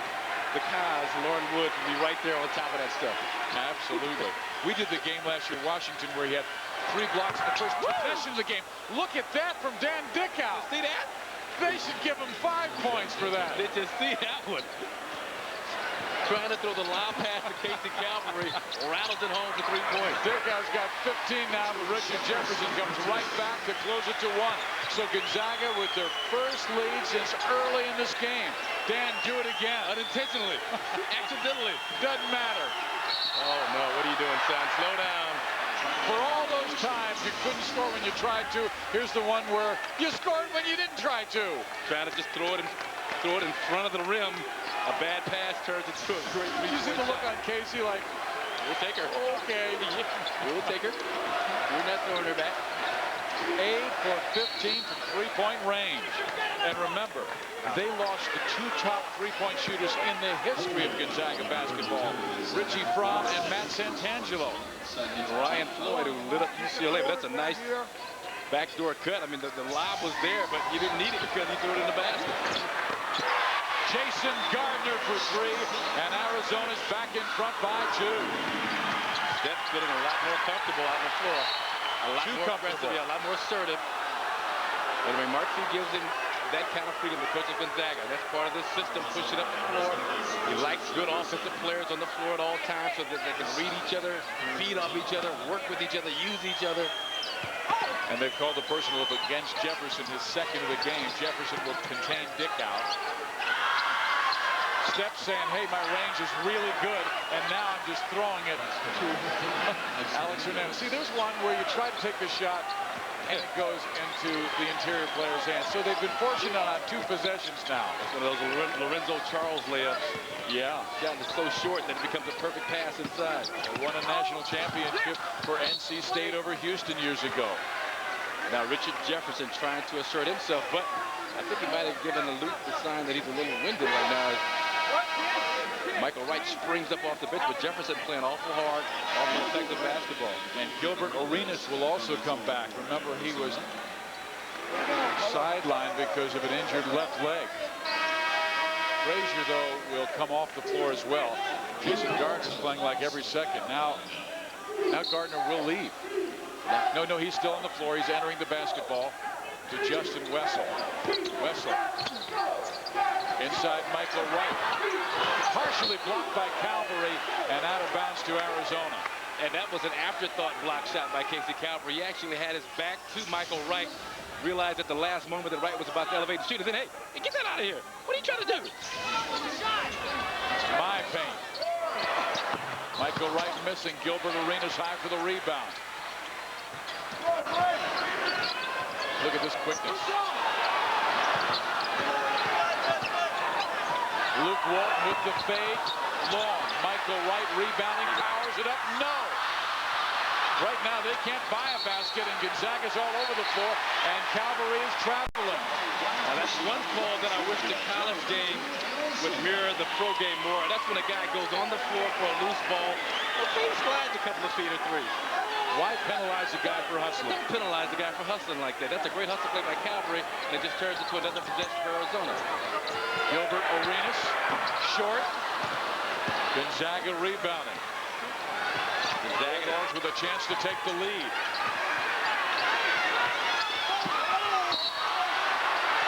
This is a physical basketball game. Board on the floor. Arenas back on the floor. Step down. Remember, Zach Gord is coming off that right knee injury, and he really went down hard. It's a scrum inside here. Look at it. I mean, that was almost a head collision there. Gord going to get twisted up. Step throws this little skinny body in there from Eugene, Oregon. The little freshman. Heck of a game here in Tucson. Home debut for the Wildcats, and they've labored a bit in the second half after taking a 10-point lead 1 minute into the second half. But think about something. Gonzaga, 5 key seniors missing from last year's team. The guys you mentioned, plus Axel Dick, some other guys who are contributors, and they are right in this thing against a very good Arizona basketball team. Granted, without Lauren Wood, but still, it's a major accomplishment for Gonzaga's program. The steal by Arenas. Arenas, right back by Blake Step. And he's fouled by Gilbert Arenas. He's from Eugene, Oregon State. You know what? I had him play. I've given him a hard time. Oregon wanted him. Oregon State wanted him. Washington State wanted him. Do you know why? One of the reasons I think he went to Gonzaga? Because Mark Few once was a student teacher under his dad, Dean. And his dad, so it's that first connection. And his dad is was his high school coach. That's what you like to see on the bio. Good citizen, good GPA. My dad was my coach because he has just an innate feel for the game. Had the turnover, lost it on the back flow to Arenas, but then stayed in the play. Didn't get his head down, didn't pout, didn't sulk, came up with the steal and the 2 free throws. And as a coach's kid, you know he's going to hit his free throws. yeah. Great. Way to go. You know, Mark, you said his dad, Dean, is probably one of the best shooting instructors in the country. He said he's fabulous. And that's why he's been following Blake for years. The Oregon High School Player of the Year, averaged 24 points a game, had 52 one night against North Medford. Here he is playing college basketball. He's got the mentality. You know, he is pulling up with a lot of confidence from way out. And just one air ball, other than that, has knocked him down. That snaps a 6-miss streak by Arizona. Michael Wright with 20 had a nice feed from Luke Walton. You got to go back to your bread and butter guy. Michael Wright is the guy that got you started off offensively on a positive note. He can finish this thing out offensively on a positive note if you get him the basketball. Spink, he hits. Wow, we had a great game early with Indiana State squeaking by Indiana, and a terrific game here with West Coast Conference power Gonzaga going toe-to-toe with one of the top teams in the nation, the Arizona Wildcats, coming in number 5, starting the season at number 1, and it is the Bulldogs by 1. Now we talked about our key matchup, Jason Gardner, Dan Dickow. Dickow has done a tremendous job. Look for Jason Gardner right here, the final 11 and a half minutes of this game to try and take this thing over offensively. You saw a glimpse of it there. Penetration took 2, 3, 4 Bulldogs to the hole through the foul.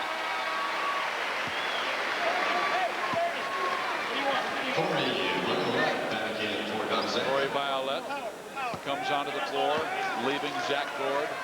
Another freshman there high on Violet out of Idaho. He's done a tremendous job here early in the season. Gardner baked both foul shots. Mark Spink gives Gonzaga a very brief lead.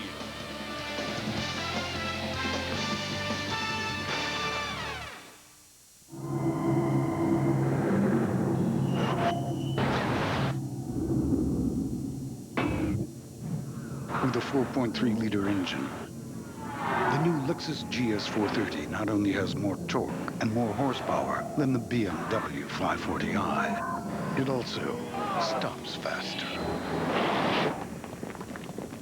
So really, which car is the ultimate? See your Chicago area Lexus dealer. Gamescape.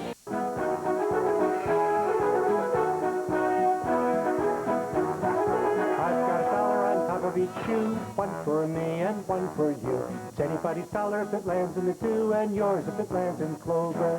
Snowboarding in August, surfing in January, and dirtboarding every day in between. Just some of the more adventurous things that the Travel Channel brings. The Travel Channel, bringing there, here. They buried Stephanie's husband today, but she won't have to go live with relatives or work 2 jobs to make ends meet. Stephanie and her husband protected their family with $250,000 of quality term life insurance coverage for less than $12 a month that she found through bestquote.com. Losing a loved one is a terrible thing. Losing everything is much worse. Call bestquote.com today at 1-800-379-0690. There's no obligation and no hassles. No salesperson will ever call you. Call 1-800-379-0690. Tomorrow at 6 on Fox Sports Net. A heck of a start to our college basketball season on Fox Sports Net. Terrific game as Indiana State beat Indiana. And then here tonight, the team that started the season number 1 in the nation, Arizona, coming off a loss at Purdue right now with a 1-point lead over Gonzaga, 63-62. Look how hot the Bulldogs have been in the second half. Dan Dickow with Violet, Step, Calvary staying in the game. And now see Arenas, he's in lock-em-up mode defensively. He is taking on the talent of not letting Blake Step have any kind of clear-cut look at the basket. You know he has the ability, the quickness to defend. It's the desire is the only thing that's in question.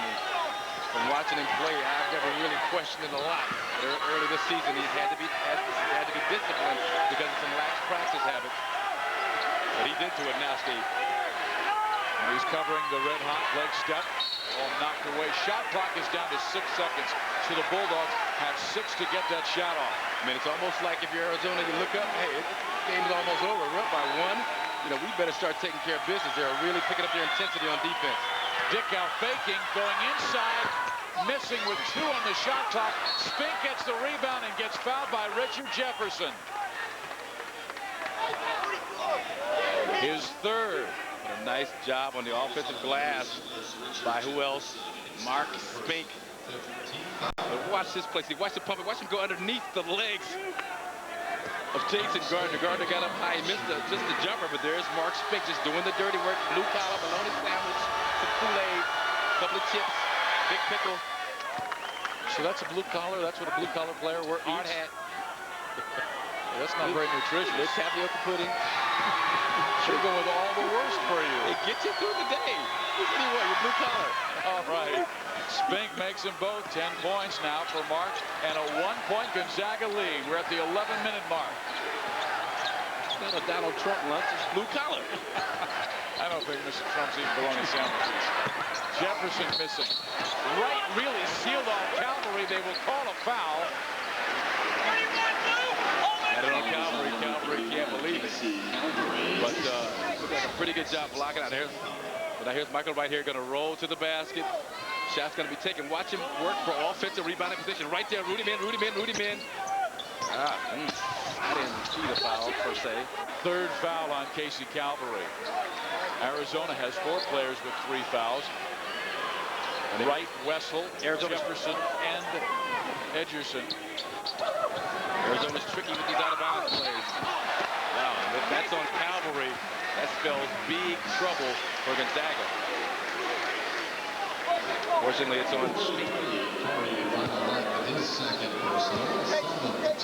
Violet's second foul. Violet, yeah, anybody but Calvary. Calvary's got to be really careful right there. He went for the block. But fortunately, Wright was sandwiched in between 3 big guys, so the officials pretty much had their pick of the litter. Marcus, would you switch defenders on Michael Wright? Yes. Because yes. Calvary has 3. I didn't even finish the question. Yes. You're saying yes. Look at the night he's having. 21 points, 7 rebounds, and they're going to him a lot on the inside. You got your big guy. You get your offensive guy, Casey Calvary, with 3. They put the youngster, Violet, the freshman. Who cares if he fouls out? Put Spink on him. Spink a battle and fight and do some things against him. And let Casey Calvary weak side and come over and maybe try and block his shot from the weak side like he's so good at doing.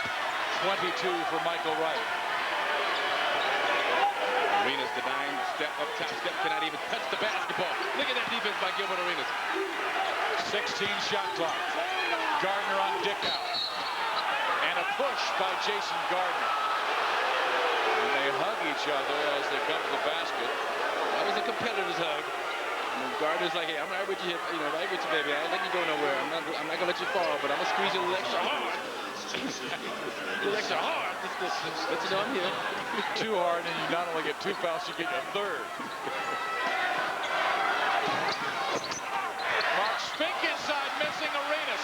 Flashing the other way on the break. Oh, Gilbert. Nobody's fouled. But it was not on Calvary, but it looked like he was barely touched on that foray to the basket. But that shows you the speed of Gilbert Arenas. Just coast-to-coast basketball, the big 1-2 step inside. Yeah, was some contact inside. He did get hit on the arm, get called by the official.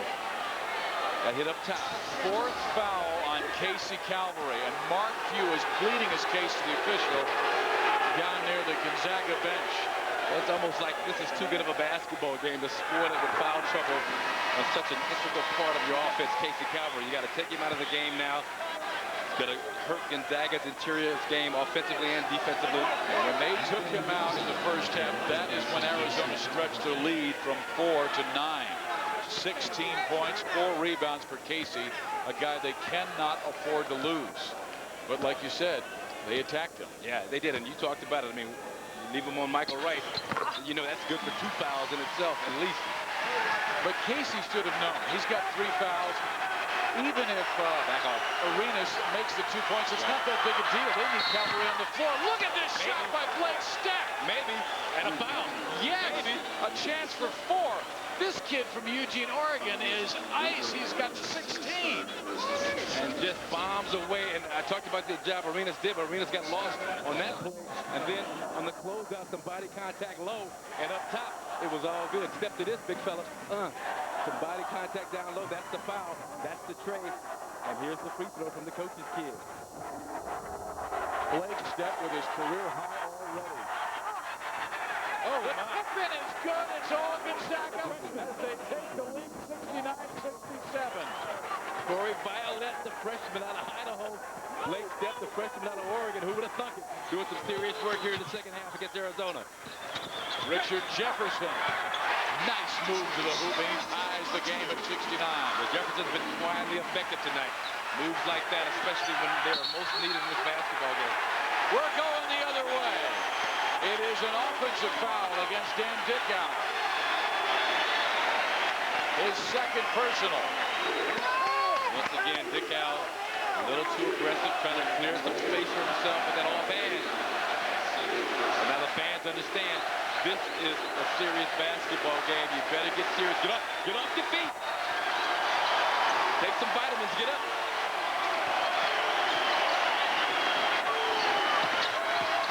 Arenas is doubled.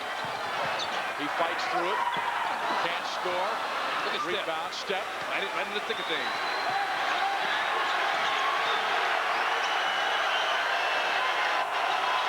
Arizona man-to-man defense. Trying to overplay passing lanes. Arenas on Step, trying not to give him a good look. Like that potential four-point play, Mr. Cooper. Dickow. Over three. Off of some flex. Flex action. They were patient. They worked it. They reset it. They made sure they got the shot they wanted. Dickow was the guy they wanted shooting it. He buried the jump shot. 18 for Dickow. 16 for Step. 34 from your backcourt. Richard Jefferson. No. Violette rebounding. A three-point Gonzaga lead. The biggest margin of the game. Boy, they're everywhere. Big. Can you believe this, Marcus? Yes. They are just attacking Arizona. I was at the UCLA game with you last year. Yes, I do believe it. This is a fearless Gonzaga basketball team, and this guy, Mark Spink, he doesn't look pretty, but he is so effective offensive rebounding, giving up his body, doing what it takes to help his team win. Luke Walton looking for three, now takes it. There's a foul away from the basketball before the shot. It is against Gonzaga. They're doing this with Mason Calvary on the bench. Yes, they are. And doing it from the perimeter. Calvary's your inside guy. They don't have that aspect to their offense, so they're going offense. They're going outside. A very efficient offensive basketball team. Lauren Woods not playing until Game 7 this year, so he will miss the next game as well. And with Lauren Woods, we talk a lot about his defense, but again, those 15 points a game offensively, that 7-1 frame inside, it's going to command some double team attention. It's going to free up rebounding from Michael Wright. Those are the intangibles that Lauren Woods brings to your lineup when he's on the floor. And Woods will be coming back when they go on the road to Connecticut. That is a good time to be coming back if you're Arizona. Gonzaga with a 4-point lead, 74-70 at the free throw line. Richard Jefferson with 15 points. And so this gives Mark Few, the coach of Gonzaga, the luxury to sit Casey Calvary even longer. They're playing good basketball right now, playing tough defensively, extremely solid offensively. So it buys you time so that you don't have to put Calvary back in the game with 4 fouls. It's a motion offense.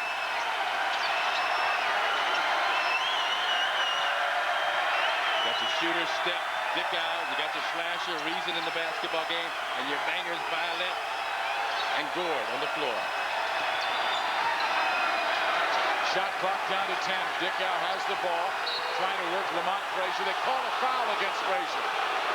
Now, I understand Frazier's lament on that call because he seems to have gotten there in time to meet Dickow to cut him off, to make him spin off a contact. I thought a no call might have been the better call. Watch Dickow got to fake. You know, that's a tough one. I mean, they want you to move your feet and not play with your hands. Looked like he had his hands tucked in. Dickow initiated the contact. But give Dickow credit for staying aggressive, though, trying to create shot and trying to make something happen with the shot clock winding down. So Dickow has a new career high, 21 points. He had 20 against Wisconsin Green Bay. Dickow has been on fire from three-point range. This from outside. It is Gonzaga by 5 over number 5 Arizona.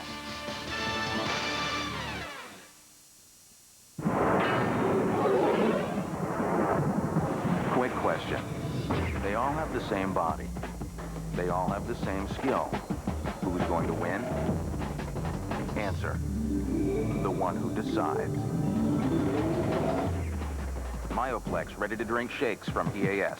Complete nutrition to help energize performance. Right now, save 20% on all EAS sports products. Only at GNC. My name is Ryo Hazuki. My father was killed by the warlord Lan Di. During my quest for vengeance, I've traveled far and wide and consorted with numerous unsavory characters. But enough about me. Let's talk about you, Nozomi. Brian? Brian? Brian! Who's Nozomi? Shenmue on Dreamcast, rated T for teen. Did you know that you can get Hertz without the planes? So the things you're used to getting from Hertz at the airport, you can get right in your neighborhood. Like the same great cars, the contract rate you're used to, frequent traveler miles and points, and we'll even come and get you. Now that's service. If this all sounds exactly like Hertz's next door, that's because it is. Gonzaga on a 12-4 run in the last 3 minutes and 13 seconds. They have opened up a 5-point lead on Arizona. Wildcats will have the basketball. Justin Wessel entering into Lamont Frazier. Gonzaga's made 10 of 18 three-point shots, but 5 of 7 here in the second half. Wessel, Arenas, Frazier, Jefferson, Edgerson on the floor for Arizona. They're calling that personal foul against Gonzaga. Anthony Reason. Yep. Gonzaga going with Gord, Reason, Violet, Dickow, and Stepp. I mean, both of these are kind of like the fourth lineup. You can get Jason Gardner, Michael Wright back on the floor, Casey Calvary back in the game for Gonzaga. But this guy right here, fifth-year senior, Gene Edgerson. You can take a look at Casey Calvary with fouls over 4 fouls. But Edgerson is a nice insurance policy. Again, against Dayton, 9.7 rebounds. I spoke with Oliver Purnell, coach at Dayton, by the way, in the top 25 for the first time in 26 years. Yeah. The Flyers, ranked number 24. They beat UConn number 13. They beat Maryland number 6 over in the Maui Classic before losing to Arizona. So Oliver Purnell doing a great job back there in Dayton, Ohio. And you remember the first game we did together, it was Old Dominion against Santa Barbara. Yes, it was. Purnell. Hey, happy anniversary. Hey, thank you, sweetheart. Where are my flowers at? Oh, well, after the game. Hey, don't kiss me. Help. Here we go, Gonzaga. Quickly changing the subject. Blake Stepp on the baseline, and he threw it away. And it's thrown right back to Anthony Reason. Yeah, just two bad decisions. Arizona has not been patient. No, they haven't. And that's a simple outlet pass. And then over the top, offensive rebounding foul on Anthony Reason, fouling Gene Edgerson. But you're right. I mean, just a perfect opportunity for both teams to score on that possession, and neither one really made the smart play. Third foul on Reason. Mark Hughes seen his team come back from 10 down with 19 minutes to go in this ball game to 3 up with 7 to go. But it's just so much time left. That's the one thing if you're a coach, it just gnaws at your inside. You wish it was about 6 seconds left in this game instead of 7 minutes and 6 seconds. It's a lot of time for Arizona to do some damage. Mark Hughes said he wanted to see what his team would do playing under adversity. They've been under adverse conditions, and they've come through in flying colors. See, I'm telling you, and it's an old adage. We saw it UCLA Northridge last week. You see it over and over again. You get a team that is well coached that comes against a team that maybe has better athletes, and they're able to hang in there. And that's all you want to do, put yourself in a position to pull it off at the end of the basketball game. Well, the reason Arizona is hanging in this game is they're hitting their free throws. Edgerson rolls in another. They are now 24 of 26. Meantime, Gonzaga 12 of 23, and that's 6 for Eugene. Wright comes back in, leaving the floor Justin Wessel. Right. Some more offense. But Edgerson thought he was coming out of the game. Michael Wright had to say, hey, no, you're still in, kindergarten cop. We're getting Wessel out of here. You're doing some damage out here. He's playing like Schwarzenegger. Stepp defended by Arenas. There's that flex offense. You're going to get some open looks on the wing. Mark Spinko. What a tough, strong move to the hoop. Had the open jump shot if he would have wanted to take it, but he took it to the basket strong and almost kind of closed his eyes. He got that one to go in, but a tough job of taking it to the hole. Gilbert Arenas right back for 2. 11 for Gilbert Arenas. Dick has done a marvelous job leading this Gonzaga offense. Over the top, nice offense. Nice offense. Back pick by Blake Stepp. Zach Gordon was the beneficiary. Great delivery on the pass. That is beautiful offense. Right here, the over-the-top pass off the back pick. You didn't see the back pick, but that's what got Gordon freed up to get that pass inside. He does a nice job with the catch and finish. And that is the 4th foul on Michael Wright. Yeah. So the 2 stars of the game, Michael Wright and Casey Calvary, each with 4 fouls. And again, the Bulldogs struggle from the foul line. Calvary's gone to the scores table to check back in. And Arenas is going downtown, and he ties the game at 80. Big-time shot by a big-time player. The turnover. Arenas trying to take over this basketball game. He did not force it. Yeah, shows good patience on that play. Last year, he might have tried to shoot that shot in between 2 defenders. But there are shots on this floor for him. Gilbert. Got it, but it's an offensive foul. No basket. We're going Gonzaga's way. And Arenas with a glare at the official. Not a bad call by the official. Good job, I thought, by Blake Stepp to hold his position. 4th foul on Arenas. Arenas jab, Stepp goes middle. Watch Stepp just going to hold his position, get his hands up. Arenas initiates the contact. Stepp gives with the body, draws the foul. That's a nice defensive play by the Oregon Player of the Year, State Player of the Year out of Eugene, Oregon, Blake Stepp. Luke Walton has gone to the scorers table. He'll check in next opportunity. Spink almost throws it away. Now it's on the floor. Arizona loses it. Got to be a jump ball. Can't be a foul. Got to be a jump ball. Both guys just diving on the hardwood court. And Mark Few pleading his case, saying, no, it can't be a foul. I thought Calvary got all basketball. Now I've got a different vantage point than the official. Calvary out of here. Are you kidding me? I thought it was another good hustle play. Mark Few cannot believe it. Don't ruin a good basketball game. Let's take a look and see. Here's the scramble, little scrum on the floor. Now watch Casey Calvary go for the basket. That's not a foul. You know, that's a tough one right there. That's not a good call in my estimation. It's just a hustle. They're gonna swing. I mean, there were some risks hit, but a lot of times the official takes the philosophy that the arm, the wrist, that's all kind of an extension of the basketball when you're going for a loose ball like that. Casey came back in, played 30 seconds, and got his 5th foul. Leads with 16 points and 6 rebounds.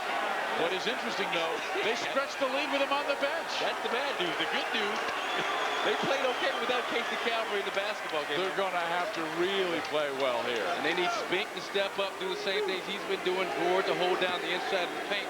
And then Dick out and Stepp have got to continue to carry the load offensively. 80-80, Edgerson at the line. Nails the first one. St. Augustine High School in New Orleans. This team was #1 in the country down there for a long time. This guy 7 of 7, and look at the way he shoots them. He's a competitor. Got that little kind of side winding release. 8 for 8 for Eugene Edgerson. Arizona takes the lead because of the foul shooting. Mark, you cannot believe that his best player, Casey Calvary, has fouled out. But you got to play through it. You got to play through it. You can't get caught up in the fact that there is no Casey Calvary on the floor.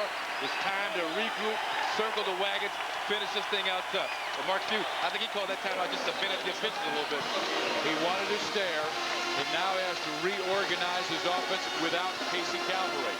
Eugene Edgerson, part of a spectacular foul shooting performance by Arizona tonight. Wildcats with a 2-point lead. And how about the rest of the Pac-10? Stanford bombing UC Riverside 50-24. And Santa Barbara with a 3-point lead over UCLA at Pauley Pavilion. And the Gauchos haven't even won a game this year. Washington State leading Idaho, that team that Gonzaga beat by 50, and Cal was bombed by St. Louis with Lorenzo Romar. All over Ben Braun's Bears. Could you say that 3 times as fast as you can? I can't even say it 1 time. Why try it 3? All right. I'm a man. I'm fessing up. Hey, how about this? Arizona free throws 26 for 28 in the game. They have not missed in the second half, 14 for 14. That is why they're leading this basketball game by 2 points. Marquis still giving the official an earful, and a well-deserved earful, because I thought that just not ruined, but took away from a very good basketball game. Let him play. He's a heck of a coach. Learned under Dan Monson. And Dan Fitzgerald. Dan Fitzgerald been at Gonzaga for 10 years, so they've got this system intact. Great pass inside to Reason. That was a nice pass, and there's our guy, Dan Dickow, doing a nice job. Check that, Alex Hernandez with the basket. It's 15, not 25. Hey, one JC transfer, looks like another one. No. Oh, nice Walton with the fade, and he got banged in the right thigh. All the Walton boys looking like too, but Luke doing a nice job with a big-time pressure jump shot.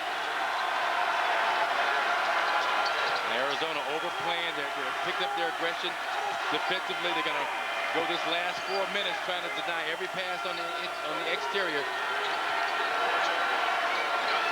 Lamont Frazier doing a nice defensive job on Dan Dickow. Now they'll double. Dickow with 9-second shot clock. Blake steps out, misses the 3. Rebounding Richard Jefferson, and he was skying for that one. Oh, about a 30-foot shot by young Mr. Blake Steps, just a little short. And now Gonzaga, they're in a zone defense, 2-3 zone defense. Gonna try and shut off the inside. Michael Wright, make them knock down jump shots from the outside. And look who's shouting at his teammates to make sure they know what defense they're in. And Arenas may knock them right back out of that zone the way Vegas opens. Baker streaking down the middle of the floor. Dan Dickow tried to get the basketball to him, overthrew him. That's a costly turnover at this stage of the basketball game. Arizona has come back. They lead by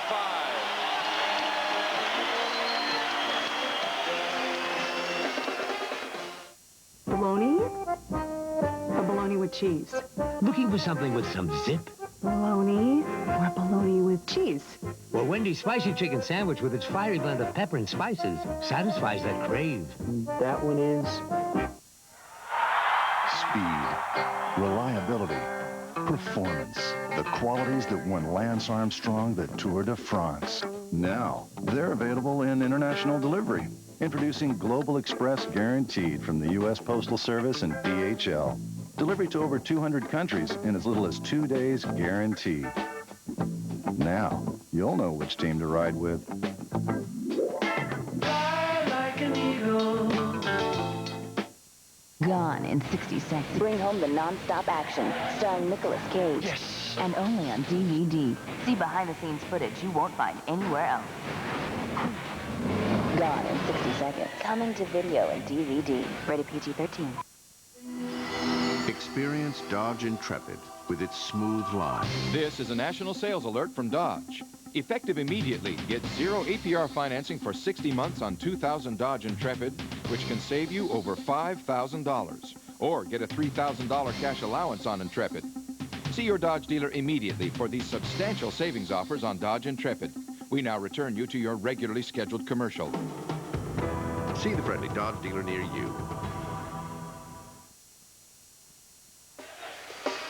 3:51 to go. Arizona by 5. Hey, Saturday, December 9th, it's a college basketball battle as Sean Lampley leads his Cal Golden Bears against freshman sensation Blair Wilson and the Colorado Buffaloes. That's Saturday, December 9th at 10:30 Eastern, 7:30 Pacific, right here on Fox Sports Net. Steve Physiak, Marcus Johnson with you, and Jason Gardner back on the floor. Gardner, Arenas with Walton, Edgerson, and Jefferson. And Lamont Frazier did a nice job on Dan Dickow for about a 3 or 4 minute stretch, allowed Jason Gardner to get some rest. Gardner should be fresh and springy right now. And so too is Gilbert Arenas. He's been stringy the entire second half. Arenas just taking over the basketball game at the offensive end and doing some nice things defensively. 19 points in the ball game for Gilbert. And Arizona like, hey, we can run some back cuts of our own. Gilbert Arenas does a nice job freeing himself up with Bankhead. Nice delivery, nice finish inside. 12 of his 19 in the second half. Terrific second half. He just came alive. He didn't start the game. He was benched. To this young man's credit, didn't pout, didn't get down on himself. Showing some maturity as a sophomore. I just hope he has the good sense to stay in school for another year or two and continue to develop his basketball game. Misses the free throw. It is a 7-point Arizona lead.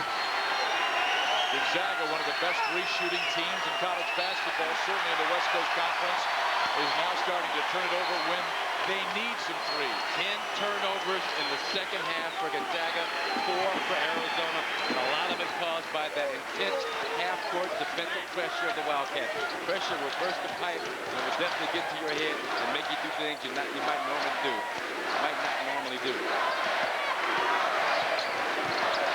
All trying to back in. Luke for three. No. Edgerson, another strong offensive rebound. There's that man again, and then there's that other guy to speak. Lute Olson did not like that pass at all. Zach Cord gets up and he is limping.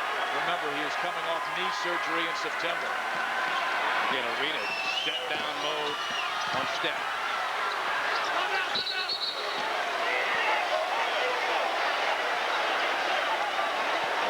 Possession arrow favors the Wildcats. Backboard trying to call a timeout, but didn't clearly have possession of the basketball. Look at Zach, he is limping. Again, he ripped up that knee September 6th, the day before school started, in a pickup game. And you're right, Steve. I mean, it doesn't look good right now. He's really favoring it. He's been back about 2 weeks, just really starting to get into the contact aspect of basketball again. And you'd hate to see something like that happen. Just a real rough, tough, gritty kind of a basketball player. He was pointing to his hip, so I hope it is his right hip rather than the knee. Because this is a young man that is really going to be a force for Gonzaga as they compete against Pepperdine and San Diego in the West Coast Conference. Coming up tonight at 10 at midnight, the National Sports Report featuring news, opinions, and highlights from a fresh perspective. That Hoosiers upset that we had on Fox Sports Net. And Bill Russell, one of my favorite players on the open mic, Terry Bradshaw with Tim Brown. I'm guessing that's the basketball Bill Russell rather than the baseball Bill Russell. I didn't know. You said your favorite player. I know you're such a baseball guru. Well, Bill Russell, I used to watch number 6 play for the Celtics, and he was unbelievable. 2:40 remaining in this game. Arizona by 7. Meantime, Santa Barbara has taken a 1-point lead over the Bruins in the second half. And Santa Barbara playing without a couple of frontline players, a very good backcourt player, freshman Brandon Fulov. Nick Jones, another fine player, also questionable, so they came in a little short-handed in the volley, and they're doing some damage.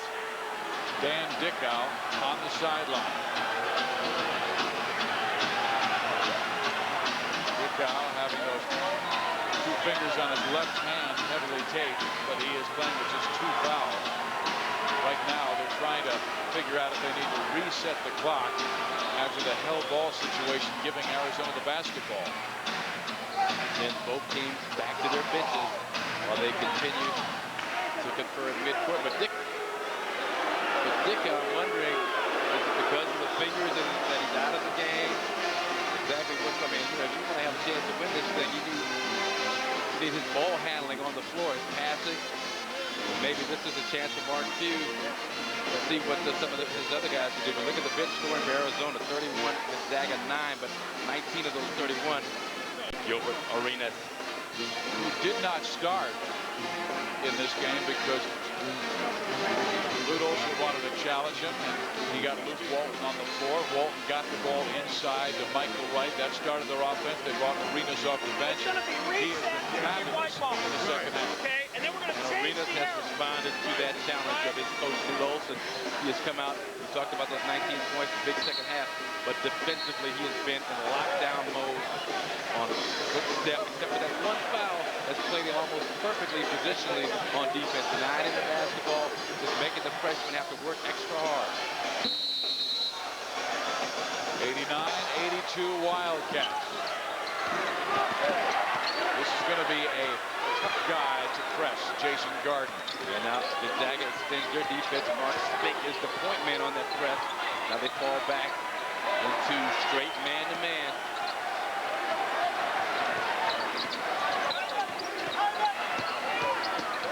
Arenas trying to take his man, and he does beautifully. Boy, he gets his shot off as quickly as Bernard King. Yeah, that's a good example to use. He almost shoots it on the way up, and then kisses it so high off the backboard, you don't have a chance to block it from the weak side.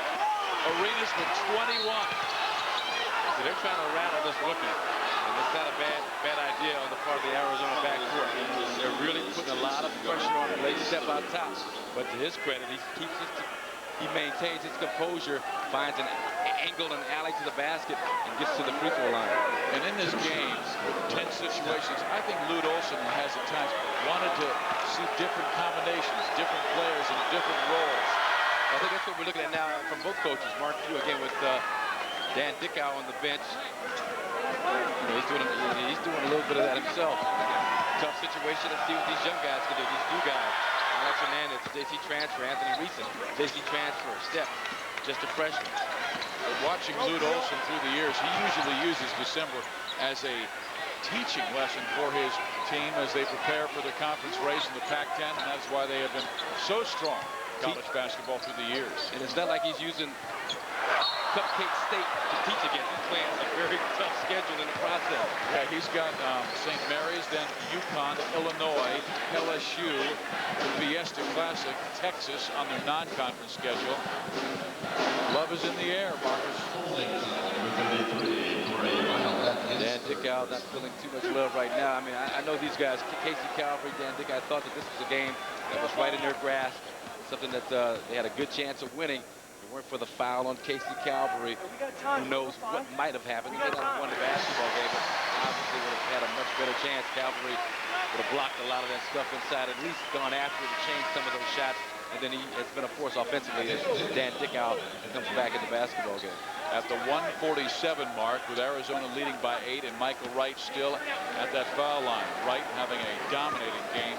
9 of 10 from the foul line, looking for his 24th point. Can you believe that some of these so-called experts, as Michael Wright misses the free throw, pick Gonzaga to finish as low as 4th in their conference? No way. 3rd, 4th, that's all I read. 3rd, 4th. Nobody picking to win. They're talking San Diego for that couple line. Blake Stepp with a three-pointer, and this kid has just been awesome. Stepp already with a career best with 21 points, outdoing the number he had last week with 12. And I tell you, if I saw this team in an airport, I wouldn't know that Blake Stepp played on the basketball team. He just didn't have the look physically of a basketball player. He's just a kid. But boy, he can play. I mean, just skinny body, frail, thin legs. But he is getting the job done out here tonight. He got game. He got plenty game. Good call. Mark Spink with a hand on Luke Walton as Walton tries to penetrate. Eugene, Oregon. Pride of Eugene, Oregon. And that's a good 3-4 feet behind the three-point line. So that's about a 25-foot jump shot for the freshman. Now Luke Walton will be at the free throw line. But you remember Mike Dunleavy, who's now at Duke. Yeah. He got the most votes in the all-state voting in the state of Oregon 2 years ago. Blake Stepp was second in the voting. So you're second to Dunleavy. You're in great company. It's not bad at all. It's one thing for him to have the kind of success that he had against Eastern Washington, Idaho. Not to knock their programs. I'm sure they're all solid. He's got programs. 21 against Arizona. Yeah, McKale. This is at McKale. This is not the kennel up in Spokane where Gonzaga plays. This is McKale Center. One of the toughest places in America to play a good basketball game. A 6-point Arizona lead. Gonzaga with it. Stepp has his three-pointer partially blocked by Richard Jefferson. But you know what that means? That's R-E-S-P-E-C-T. Respect on the part of Arizona and this young man's shooting ability. Jefferson fired out there to get at that shot. He knew if he gave him any kind of look at the bucket, that chances are he was going to knock it down. 55.7 seconds remaining. Gonzaga will get the basketball if there is a held ball situation. They have 2 timeouts left to Arizona's 1, and both teams in the double bonus. Arizona Arizona as St. Mary's, and that will be the last game that Lauren Woods will be suspended. They will have the 7-2 senior available for number 16 Connecticut on December 9th. Then they go to Illinois, and Illinois has really been tough. They almost beat Arizona in the Maui Invitational. Yeah, and almost beat Duke the other night. I mean, Bill Self is no joke. He coached at Tulsa last year. Loved watching his basketball team then. Got the job at Illinois and has not missed a beat. He's got these guys playing some terrific basketball. It's going to be a major challenge for the Wildcats. I think they play at the United Center, I believe, in Chicago. So Illinois won't have the home court advantage of playing at home, but still, it's going to be a tough basketball game. Gonzaga with the full-point right. We're looking for a five-second call. 5-second call. Luke Walters trying to call a timeout, but once you get to 4.5, you can't. It's too late. That's a big. You get a three-pointer here. It's a three-point basketball game. Step. He's got range. He might shoot. He's got Richard Jefferson on him though. Dick out. Missing the three. Walton with the rebound. Where's Jason Gardner? And a foul is called.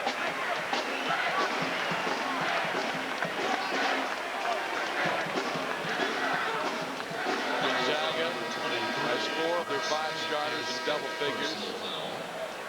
I mean, if you're going to foul somebody, Steve, Luke Walton, that's a night, 1 for 4 from the free throw line early this year.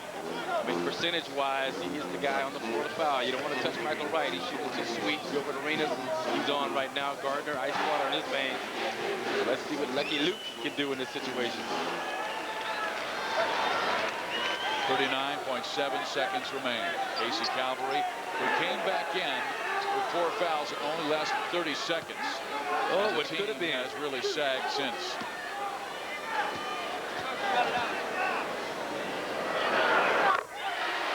Walton, clutch free throw. Did you think there would be this many points scored? I mean, they held UCLA to 43 last year. No. I like these new rules. Yeah, I do too. I mean, the new rules are responsible for a lot of the points being scored, the amount of free throws being shot. And plus, it frees up guys to cut to the basket, get passes over the top. You don't have to sumo wrestle every time down the floor. Step, throwing it away. Tried to feed Trico in the corner, and Walton stepped in between. The foul. And Marcus, this is the first time in 135 games that Gonzaga has given up more than 90 points. Last time that happened, 92-73, a loss to Washington State in the 1996 NIT. It tells you that they are accustomed to playing solid defense.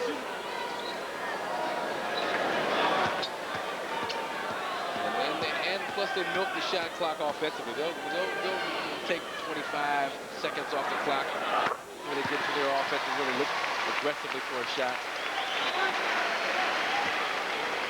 Michael Wright with 24 points, and he's only missed 1. Arizona has only missed 3 as a team, and this half, they have been spectacular. Yeah, they have been awfully good from the free throw line. A 10-point Arizona lead. Dick out trying to make it close.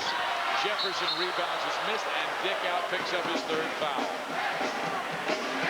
You know, this Gonzaga team, they have nothing to hang their heads about. They can walk out of here with a lot of pride. Feel good about this basketball game.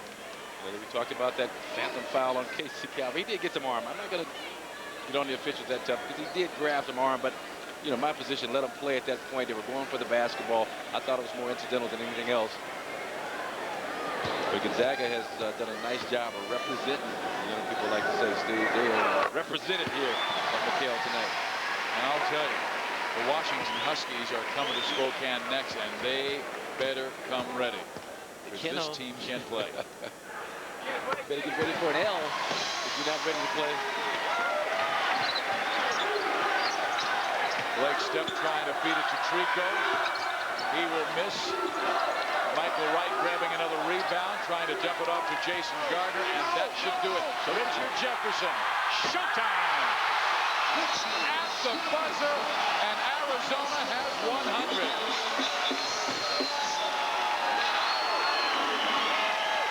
Mark Few gave him a scare and really fought him hard. Lute Olson You could read Luke's lips, and he said, great job. Here's the exclamation point. Boom. A little windmill number from Richard Jefferson, one of the most outstanding dunkers, along with Jefferson Trepanier of USC in the Pac-10. Good win for Arizona. So Gonzaga loses for the first time this year. 3-1 the record. Arizona moves it to 4-1. So for Marcus Johnson, I'm Steve Physiak saying so long from the McKale Center in Tucson, Arizona, where the final score is Arizona 101, Gonzaga 87. Terrific game for Michael Wright as he scored 24 points. Remember, on Saturday, December 9th, many of you will see the Colorado Buffaloes battle the California Golden Bears. Live coverage begins at 10:30 Eastern, 7:30 Pacific. You've been watching Pac-10 basketball on Fox Sports Net. For Marcus Johnson, I'm Steve Physiak. Now stay tuned. For most of you, coming up next is the National Sports Report. Good night, everyone.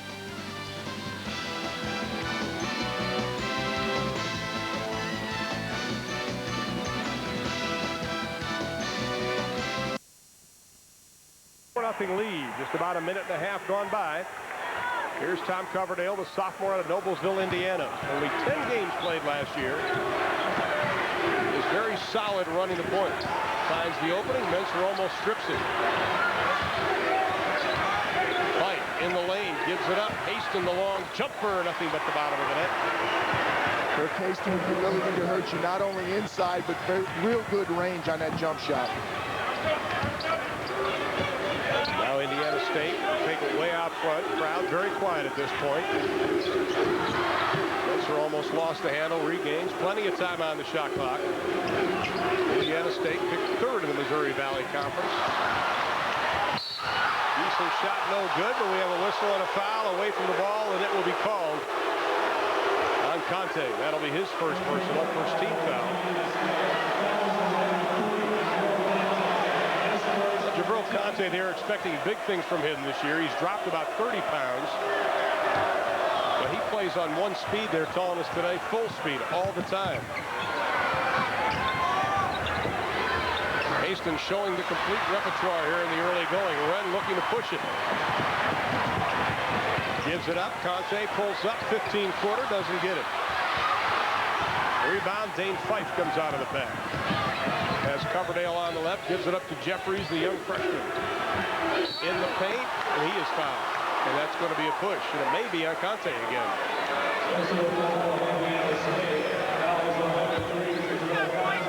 That's bad news, excuse me, Ronnie, for Indiana State. They need Jabril Conte on the floor if they're going to have any success combating this big Indiana front line. Jared Jeffries is very unusual, heralded player, parade All-American, clearly one of the best freshmen in the country. But the ability to put the ball on the floor and beat you with the dribble, the shot, and also a very good passer. And Jeffries gets them both, and Indiana on the board. 4-4 is our score. The Achilles heel for the Hoosiers this year has been their free throw shooting. As a team, they're only at 51%. Jeffries was at 45 prior to those two.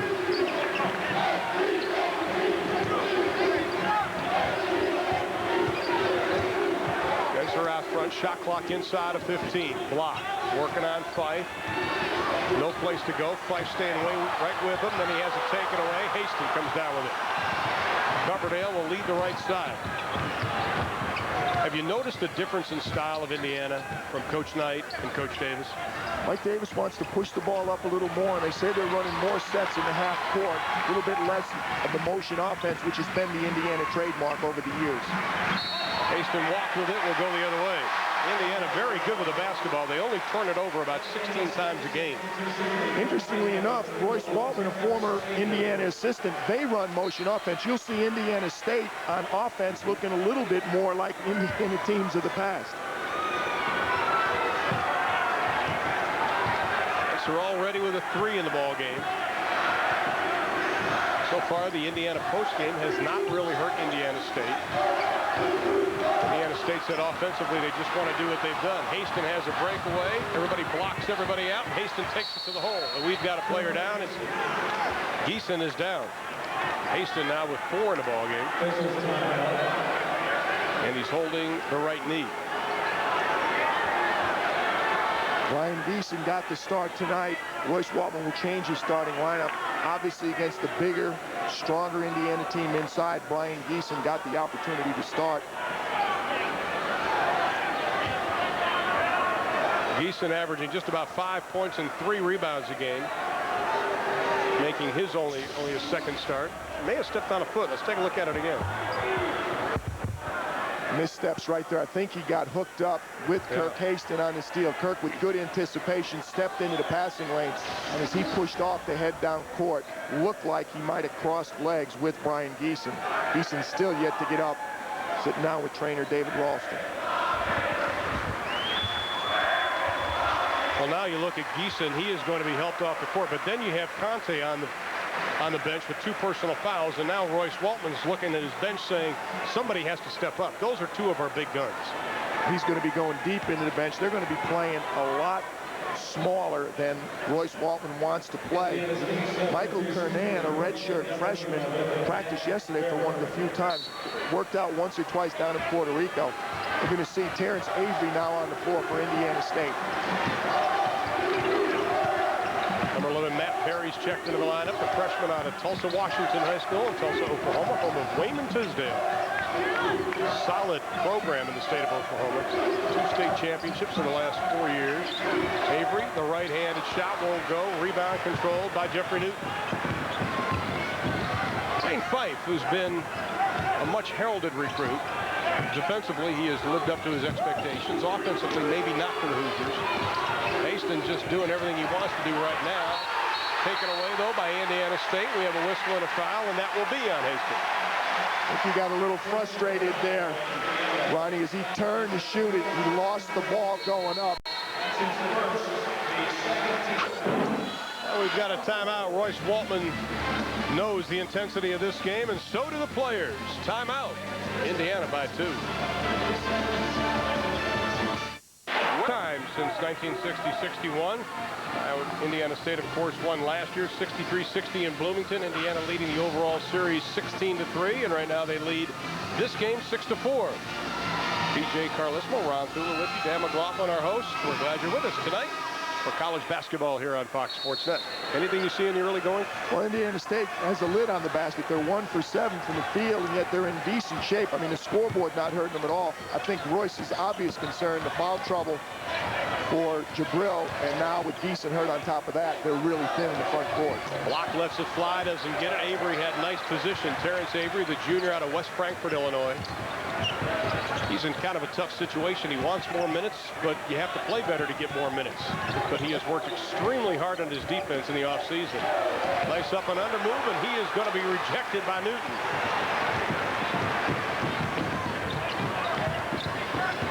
Newton's 10th block already this year in just his 5th game. Newton had it go right off his hands. Will go the other way with it. Inside of 15 minutes, Indiana by 2. Menser started the game with the 3 and the foul shot. That's been pretty much their scoring right now. Coverdale quickly up on him. Indiana attacking on defense.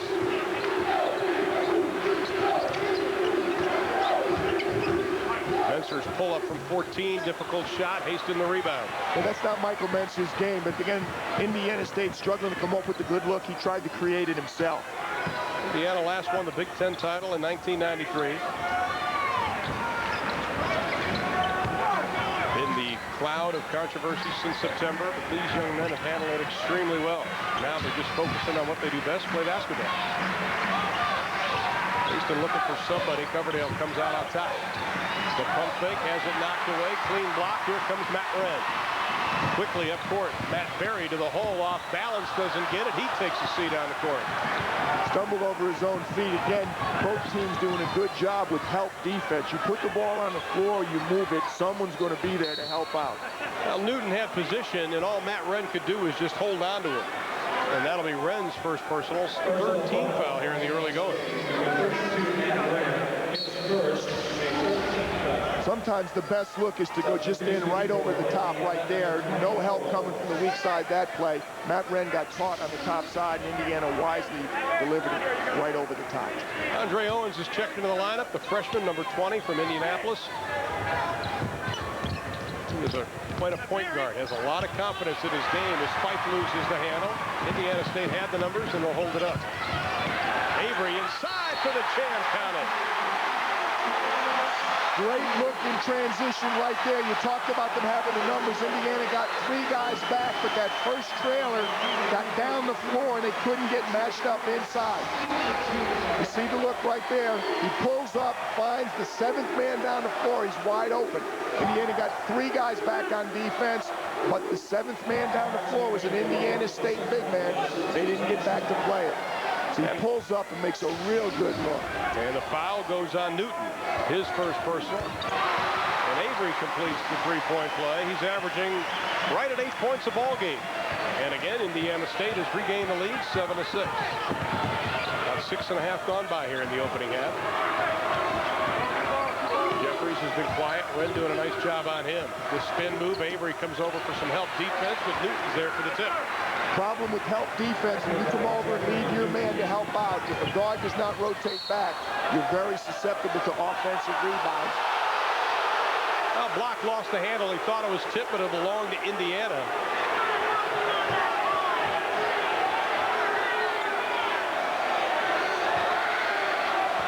Royce Waltman is in front of the crowd of well over 10,000 at the Holman Center in Terre Haute, Indiana, for Indiana and Indiana State, the Lynn State battle. With P.J. Colosimo and Dan McLaughlin, I'm Ron Thune. Glad you're with us right now with Indiana leading by 3. As Jeffries gets his first field goal of the ball game. No mystery what Mike Davis wants. He's yelling every time down the floor. Get it inside. He wants to pound it inside. Get those easy looks. I'm not sure he wants to get to the free throw line the way Indiana's been shooting free throws. Wren tried to pump fake, coming out of the pack to freshman Berry. Block to the hole, finger roll. With Geeson out of the lineup, and also with Conte out and 2 fouls, Block is definitely the man that has to step up right now. Jeffries turnaround, no place to go, almost walked with it. Fight. Very reluctant to shoot the basketball. From the outside, a big 5-0 Jeffrey Newton, the sophomore out of Atlanta, shows he has some range. Newton with 4 in the ball game. And a 3-point lead by Indiana, the biggest lead for either team. Except for the 4-0 lead Indiana State had to start the ball game. Berry lets it fly for 3. He rolls it down. Ronnie, that's a good-looking freshman. I like his size. I like the way he moved yesterday at practice, and he plays with a lot of confidence for a young guard. When I talked to the coaches about him, they said one thing, exuberant. That's the way he plays. Now Indiana turns it over. Tied at 12. Menser gives it up. Wren back to Menser. Gives it up. Avery, the little short jumper. The difference that time, Michael Menser created with his penetration. He got into the lane, drew to help, laid it back, and Terrence Avery with the finish. Well, 14-12 our score. Indiana State regaining the lead. Coverdale with a scoop shot.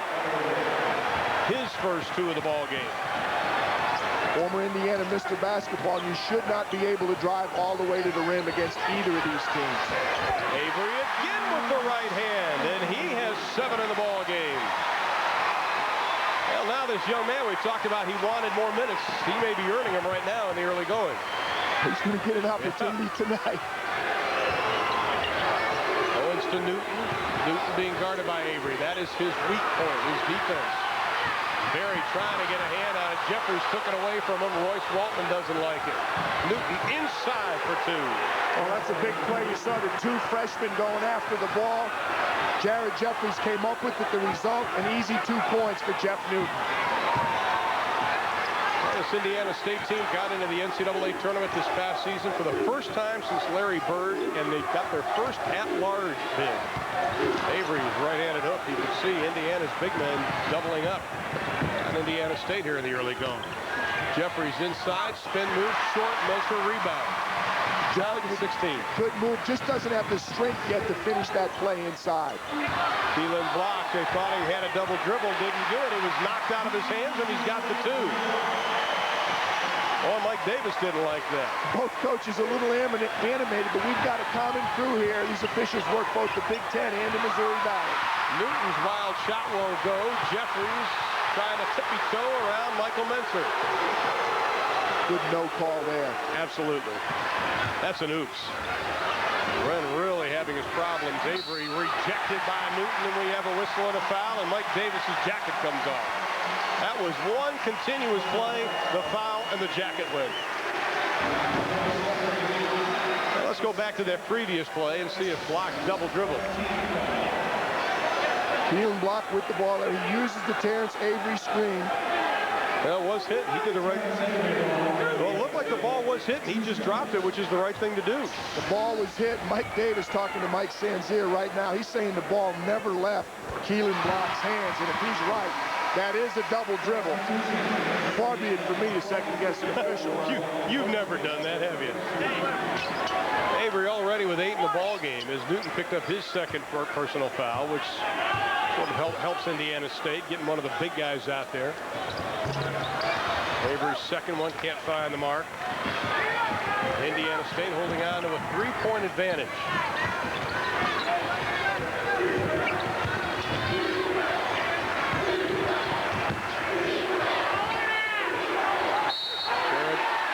Odell in the ball game for Indiana, whistling a foul away from the basketball. Things are getting a little tense now.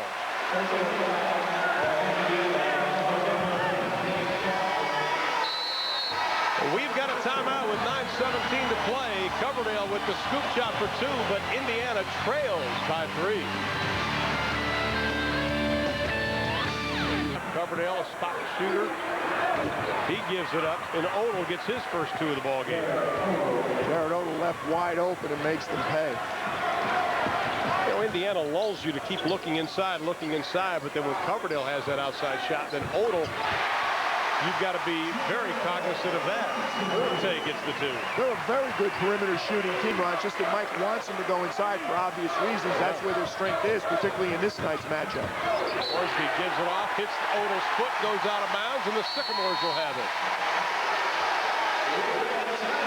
Jeffries will come back into the lineup, but we have a timeout. It's a 5-point lead for Indiana State over the Hoosiers of Indiana. Jumper, Odell the rebound, outlets it to Hornsby. Avery has really stepped up. Quick update, by the way, on Brian Geeson. He is out, will not be back in the ballgame because of that knee problem. Odell from the outside, he buries the jumper. Saw a double team inside that time. They recognized it right away. Kirk Hastings delivered it outside. Jared Odell off to a good start. Out of Converse, Indiana.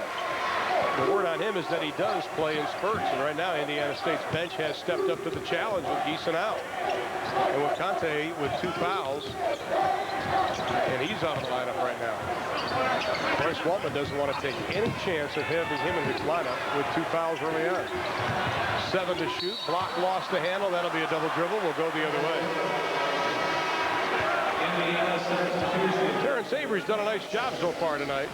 He's worked for position all night. He's got good position right there, good layoff, and he's just up and off the glass. It's a great idea for young players, particularly when you're playing against a taller front line. You arc the ball and use the backboard. Almost impossible to block a shot without goaltending when you shoot it that high.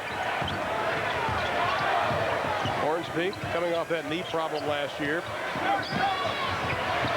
Tipped away, another turnover. The 9th turnover for the Hoosiers in this ball game. Block for 3. Doesn't get it. Tipped around. Wren fights for it. Menser has it. Block has it. Matt Browerman won't go.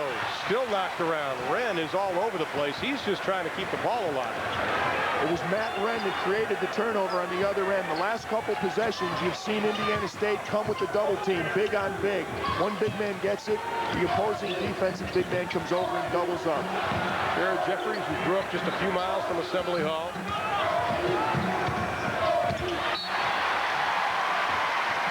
And it'll belong to Indiana State again.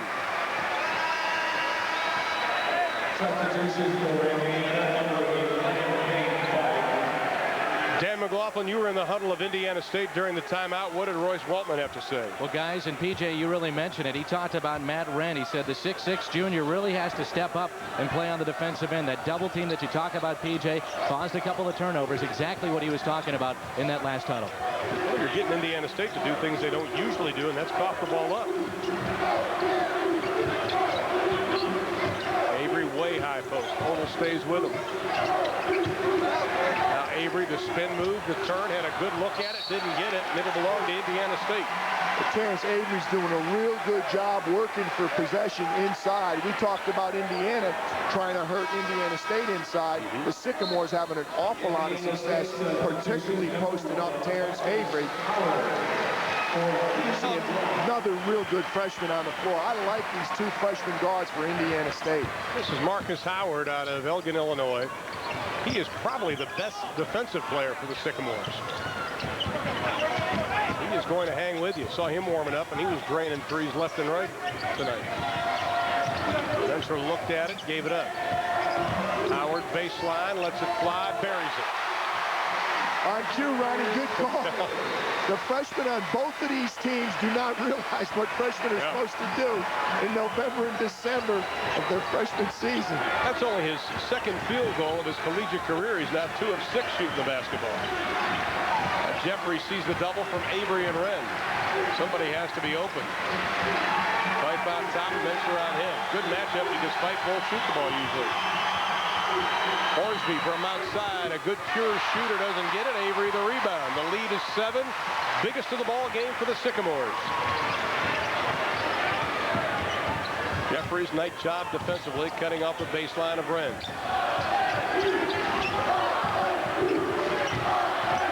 Wren to the hole, gets Jeffries up in the air, and he draws the whistle and the foul.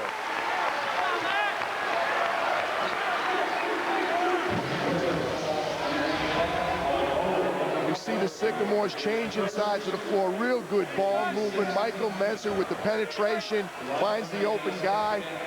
Freshman, great pullback jump shot. That's a good look. He thought he was going to get himself a 3. Couldn't quite get there. But Royce Walden will happily settle for those 2.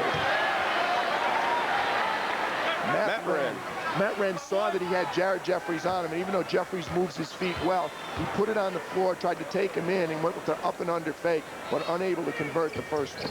Well, he was on the preseason Missouri Valley Conference all-conference team, and he gets 1 of 2. Royce Walden can pump the fist. His team leads by 8 with 3:28 left to play in the half.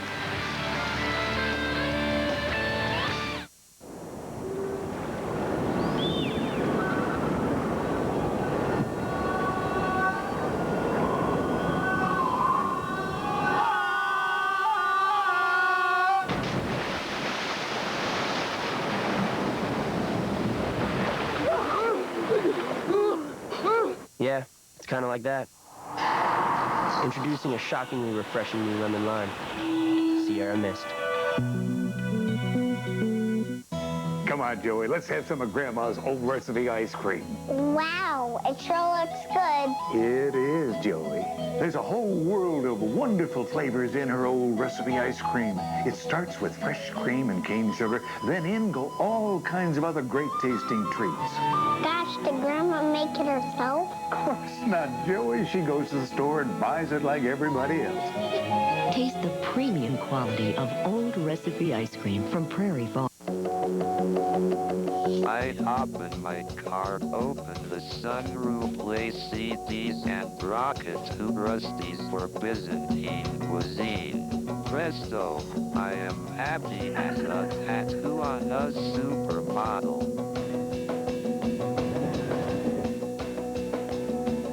This is the wild neon life. Get a $2,500 cash allowance or low financing on 2000 model year Dodge Neons. Welcome back to Terre Haute. The biggest lead of this game, Indiana State leading just before the half, 28-20. Coming up at the half, we'll sit down with the new head coach at Indiana. Been a whirlwind 4 months for Mike Davis, an exclusive with the Indiana head coach. Also, we'll preview game 2 of our doubleheader coming up tonight. We'll go out west for that preview. Also, stats and highlights from the first half. Guys, all coming up at the half right here on Fox Sports Net. All right, thanks very much, Dan McLaughlin. Glad to have you part of our crew tonight. PJ Carlissimo also here. I'm Ron Poulin. We've got 3:28 left in the half. 28-20, Indiana State leading Indiana. Right now, if you're Indiana, you look at the fact that you've turned the ball over 10 times in this first half. Odell from outside barely nicks the rim. A little quick in the clock, I think. I don't think Mike Davis wants him to shoot it that quick. Block, tough fall away shot halfway down. Avery is He's there for the follow. That rebound gets Indiana State back almost even, 15-14 now. IU on the boards. Couple that with the Indiana turnovers, and that's why Indiana State is sitting on a 10-point lead. And Avery has 12 in the ball game and the 11th turnover. Here comes Wren. Growerman spotting up. Wren doesn't see him.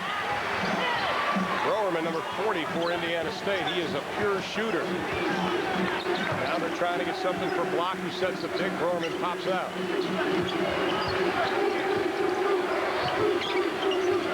Shot clock at 15. Wren posting up on Jeffries. Tries an up and under. Jeffries got a piece of it, and he also draws the whistle in the foul. Tough call there. Jared Jeffries did about everything he could do defensively. He maintained good position. He stayed between Matt Wren and the basket. Tough touch call right there. Sam Banks thought there was a little bit too much contact. He's going to put Matt Wren back on the free throw line. Jeffries is impressive, not so much offensively tonight because he only has 4 points in the ball game, but defensively he works extremely hard for a freshman. Well, anybody that's going to play for either of these coaches is going to have to work on the defensive end. But Jared Jeffries, you can't help but be impressed. The size, the quickness, he can put it on the floor. He passes it well. He's got a good shooting touch. He's got a very good feel for the game. The obvious two ingredients that he still needs, strength and experience, and they're both going to come. Now Wren gets them both. Kirk Haston and Tom Coverdale have checked back in for the Hoosiers. And the lead is at 12. Now it's the biggest lead of the game, and a dozen. Indiana came out like gang fires, but they've struggled since. Haston, Avery straight up on him. Browerman tries to help with a double. Good defensive job by Avery. Now Avery tries to go over top. Thought he had it, didn't get it. Now the officials are telling the Indiana coaching staff to be careful because they're about 3 or 4 feet out on the floor. Well, they're making their point, but again, I think for the way this game is being played, both coaches have been real good. These teams are being aggressive, and officials got to let the coaches say a little something on the sideline. We've got a timeout with 2:03 to play in the half. Indiana State by a dozen. And Indiana State leads Indiana by 12. Just a programming note, the last word, Jim Rome tells it like it is on the Nightline of Sports talk shows. Weeknights at 6:30 and 11:30 p.m. on Fox Sports Net. Check your local listings, and you have to tune in to see what Jim Rome has to say. I don't always agree with my good buddy Jim, but he sure does make you think. How about that for a stat, Coach? Well, I'll tell you, the freshman guards have helped for Indiana State, but Terrence Avery's been the difference so far, and very little help off the Indiana bench. A couple of field goals from Jared Odom. Indiana State overcame some early foul trouble and an injury, and their bench has really stepped up big. Jared Jeffries again springs loose on the underneath out-of-bounds play and gets way too easy a look. In case you just joined us, Brian Geeson, the big center for Indiana State. He left early on with a knee problem, and he is not expected to return tonight. As we look at Jared Jeffries, probably the most celebrated big man recruit that Indiana has signed since Alan Henderson, who's now in the NBA. I think Hoosier fans breathed a huge sigh of relief when he put his name on the dotted line to play for Indiana. Lead down to 11.